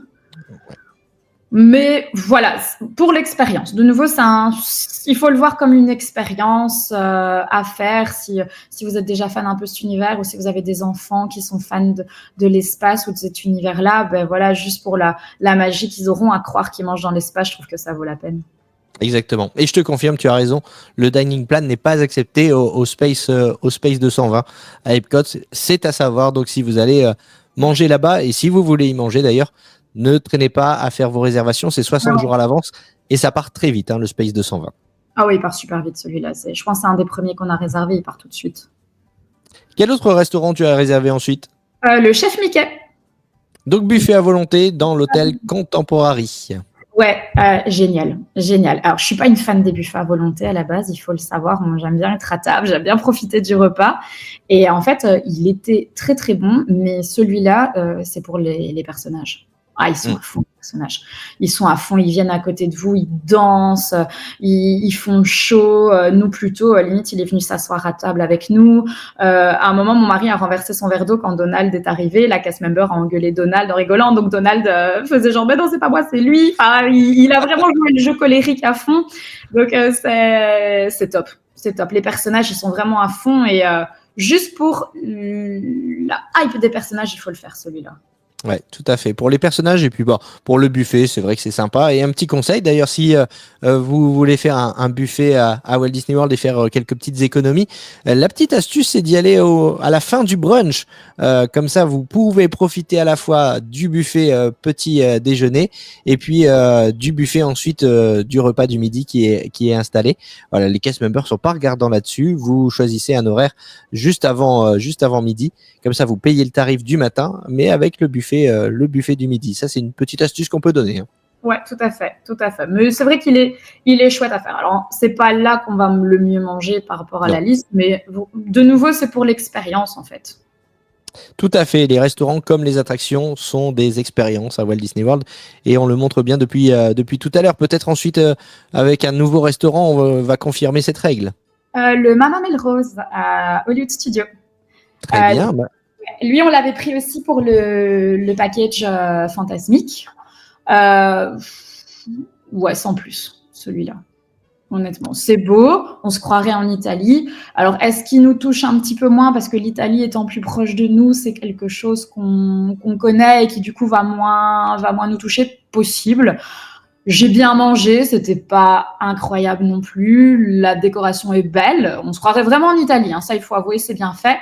Mais voilà, si j'y retourne de nouveau celui-là, tu vois, j'aurais plus tendance à... De toute façon, tu n'auras pas l'occasion de le refaire, il est fermé. C'est ce que j'allais te dire, il me semble qu'il est fermé, celui-là. Voilà. Oui, il est fermé puisque la zone des Muppets est en transformation. Donc le Mama Melrose est définitivement fermé. Il sera sans doute transformé en un autre point de restauration lorsque la zone rouvrira sur le thème de monstres et compagnie. Mais du coup, voilà, pas de regret. Non, pas de regret. À la limite, quitte à faire un italien, tu vois, j'aurais plus dû réserver le Via Napoli à Epcot plutôt que celui-là. Mais bon, il avait le package fantasmique. C'est ça qui était chouette. Voilà, tout à fait. On va le retenir pour ça. Exactement. Ensuite, on a été au San Angel Inn au pavillon mexicain à Epcot. J'ai adoré celui-là. Alors, j'avais aussi entendu pas mal d'échos négatifs sur lui. Moi, je l'ai adoré, personnellement. En plus, on était vraiment à la table qui était collée à l'attraction des Trois Caballeros. Ça faisait un peu comme dans Pirates des Caraïbes, quand tu manges au Captain Jack's. Et on a super bien mangé. Les margaritas, elles sont vraiment excellentes. J'en ai pris une à l'avocat. J'avais jamais goûté, elle était trop bonne. La cast qu'on a eue, elle était hyper gentille. On lui a demandé c'était quoi le mieux à prendre selon elle. Donc, elle nous a fait sa sélection. On l'a écoutée. On s'est régalé du début à la fin. C'est vrai qu'il fait un petit peu sombre, mais moi personnellement, je m'y suis crue. Pour moi, j'étais au Mexique et j'étais persuadée que je mangeais en plein air, en pleine nuit. Ouais, c'est à l'intérieur du pavillon mexicain, mais on a l'impression effectivement d'être au bord de l'eau avec les bateaux de l'attraction Grand Fiesta Tour starring les Trois Caballeros. Ouais. Et on voit les guests passer. C'est un peu le même principe que le restaurant Captain Jack à Disneyland Paris. On voit les bateaux de Pirates des Caraïbes passer, mais là on voit les bateaux des Trois Caballeros. Et c'est vrai qu'on y mange très bien. En plus, vous étiez en couple, donc là c'est vraiment si vous êtes en couple à Walt Disney World, c'est un des restaurants les plus romantiques. Hein. On a vraiment l'impression d'être en plein air, la petite bougie sur la table, la vue sur la pyramide Maya, c'est formidable ce restaurant, le San Angelin. Ouais, et puis il fait vraiment vacances, je trouve. Tu as l'impression que tu es le soir, tu vas te balader en vacances, tu vas manger ton petit restaurant. Et... Ouais, non, moi j'ai un gros coup de cœur sur lui, honnêtement. La nourriture, moi je l'ai trouvée très bonne. Ouais, je te rejoins, on s'est régalé aussi au San Angelin. On enchaîne avec un nouveau ? Ouais, le Topolino qu'on a fait en petit déjeuner. Formidable, le Topolino. Là aussi, c'est un restaurant avec personnage. Ouais, tout à fait. La qualité du petit déjeuner là-bas, ça vaut la peine. Hein. Honnêtement, c'est aussi un système où il nous apporte d'abord toutes les petites viennoiseries, le pain, toutes les petites choses comme ça, et puis on peut choisir un des plats à la carte à avoir en petit déjeuner. Les cocktails sans alcool, un peu type jus de fruits qu'ils font le matin, sont excellents. Moi, j'avais pris le toast avocat, saumon, etc. Il était génial, il était très très bon. Les personnages, j'adore les tenues un petit peu artistiques dans lesquelles ils sont. Et le restaurant est magnifique en plus, le Topolino. Donc, en petit déjeuner, celui-là, ouais, je le recommande vraiment aussi. Et puis les costumes des personnages sont vraiment très très très très chouettes. Les peluches qui sont vendues également à l'effigie de ces personnages, ça fait un petit souvenir sympa. Donc n'hésitez pas aussi. Bon voilà, encore une fois, c'est un budget si vous n'avez pas le dining plan, mais ça fait partie de ces restaurants. Si vous aimez les breakfasts, à ne pas manquer. À l'hôtel Riviera Resort donc, et puis en plus le Riviera Resort qui dispose aussi d'une station de Skyliner.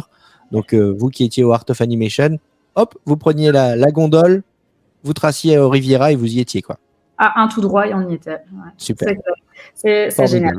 Et le dernier restaurant sur la liste, celui-là, il n'était pas prévu. C'était le dernier jour qu'on était à Disney World. On partait le soir pour Universal. On a mangé au Edison Diner à Disney Springs. Je le connaissais pas celui-là, hein, pour être honnête avec toi. Je l'ai pris parce qu'il était dispo sur l'appli, qu'on voulait se faire un restaurant là avant de partir. C'est un restaurant un peu spectacle, avec un peu dans un style rock. Avec des chanteurs qui viennent faire le show. C'est plus un restaurant de burgers. Les burgers étaient très très bons, honnêtement, belle surprise.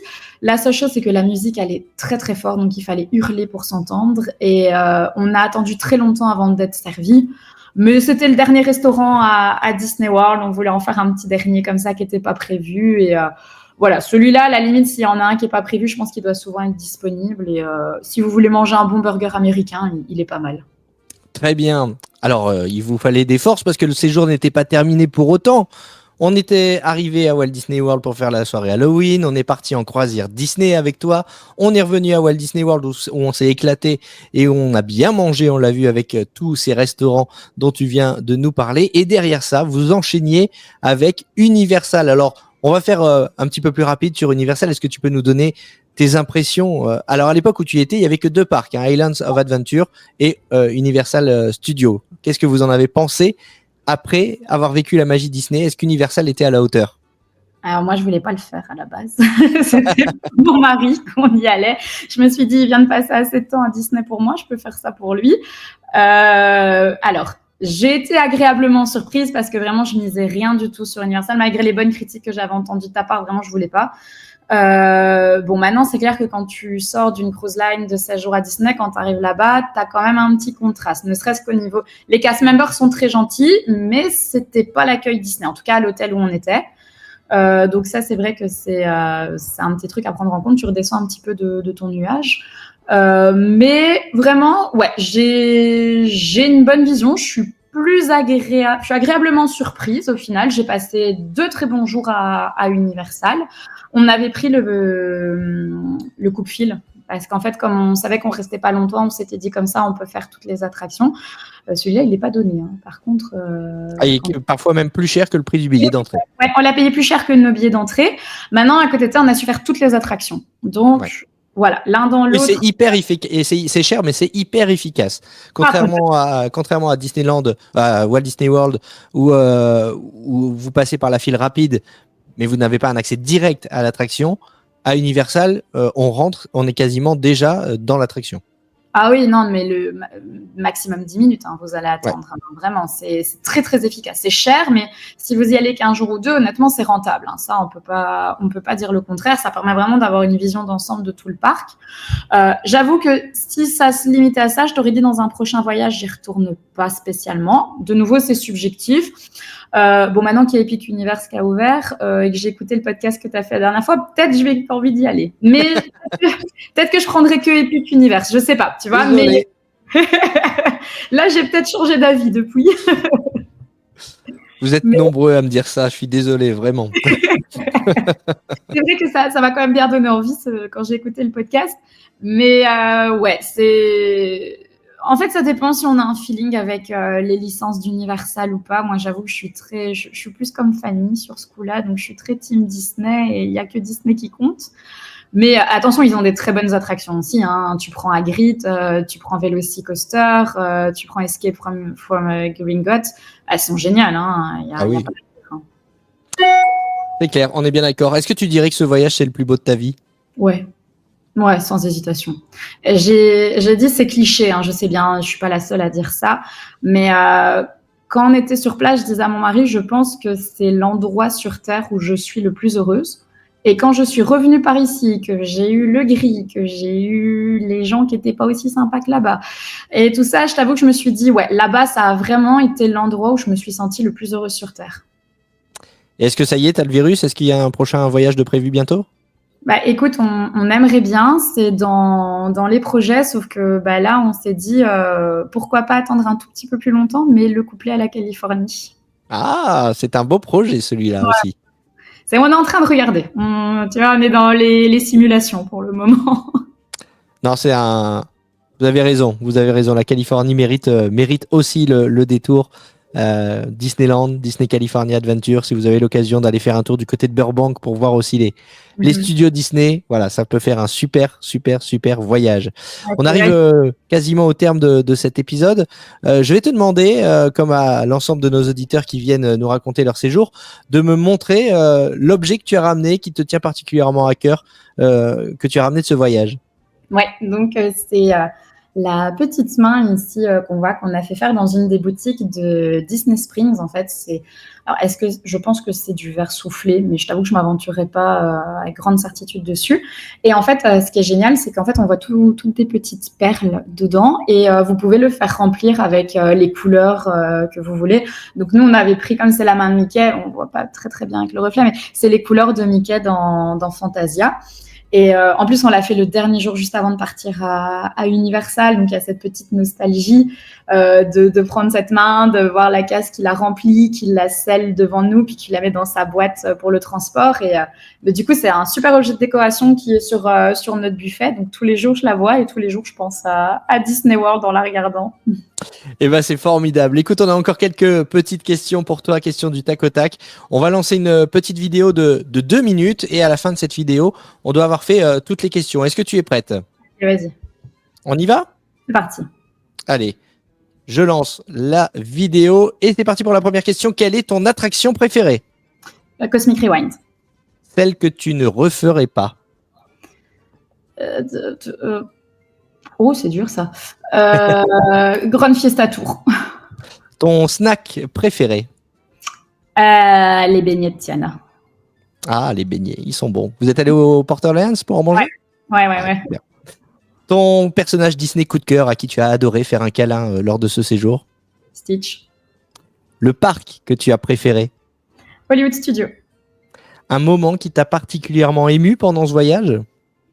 Quand j'ai rencontré Stitch la première fois, la soirée Halloween, que je lui ai montré mon tatouage, qu'il était fou, qu'il m'a fait des câlins, qu'il a demandé à tout le monde de venir voir mon tatouage et tout ça. Est-ce que vous avez connu une galère ou un moment de solitude particulier pendant ce séjour? Ouais, les galères, c'était plus le soir, quand il est tard, t'es fatigué, t'as mal aux pieds et que le Skyliner, il fonctionne pas. Ah oui, ça arrive, ça peut arriver. Team Lightning Lane ou pas? Sur un long séjour, non. Sur un court séjour, oui. Si tu pouvais repartir demain, qu'est-ce que tu changerais? Rien. Et enfin, dernière question. Le conseil que tu donnerais aux futurs voyageurs? Attendez un petit peu plus, économisez un petit peu plus, mais une fois que vous êtes sur place, vous privez pas parce que sur le moment, ça va pas vous gêner, mais quand vous allez rentrer et que vous allez y repenser, vous allez vous dire merde, j'aurais dû faire ça tant que j'étais là-bas. Merci beaucoup, Laurine, pour ce séjour totalement fou qu'on a revécu avec toi, qui prouve que voilà, la magie Disney, c'est tout simplement incroyable, qu'on y aille un jour, une semaine, voire un mois comme tu l'as fait avec ce voyage Walt Disney World, croisière, Disney Cruise Line et Universal. C'était magique de t'entendre aujourd'hui. Écoute, qu'est-ce qu'on peut te souhaiter pour le prochain voyage, que ce soit aussi magique finalement? Oui, voilà, c'est ça, tout aussi magique. Et si on peut le coupler à la Californie, ça serait top, ça serait génial. Eh ben écoute, c'est ce qu'on te souhaite. Merci beaucoup, Laurine. Merci Jérôme, merci à toi pour ton invitation et pour ton temps. Cet épisode est maintenant terminé. Mais la magie de Walt Disney World continue sur le web. Eh oui, GoWDW, c'est un podcast, mais pas seulement. Vous pouvez aussi nous retrouver sur notre site gowdw.fr. On est aussi présent sur les réseaux Facebook, Instagram, YouTube, où vous retrouvez nos épisodes en format vidéo, mais aussi nos vlogs de voyage. N'oubliez pas de vous abonner et de mettre un pouce bleu. Et puis si vous voulez papoter avec l'équipe et échanger avec d'autres passionnés comme vous, rendez-vous sur le groupe Facebook GoWDW et sur le serveur Discord. Tous les liens sont disponibles en description de cet épisode, alors à tout de suite sur GoWDW.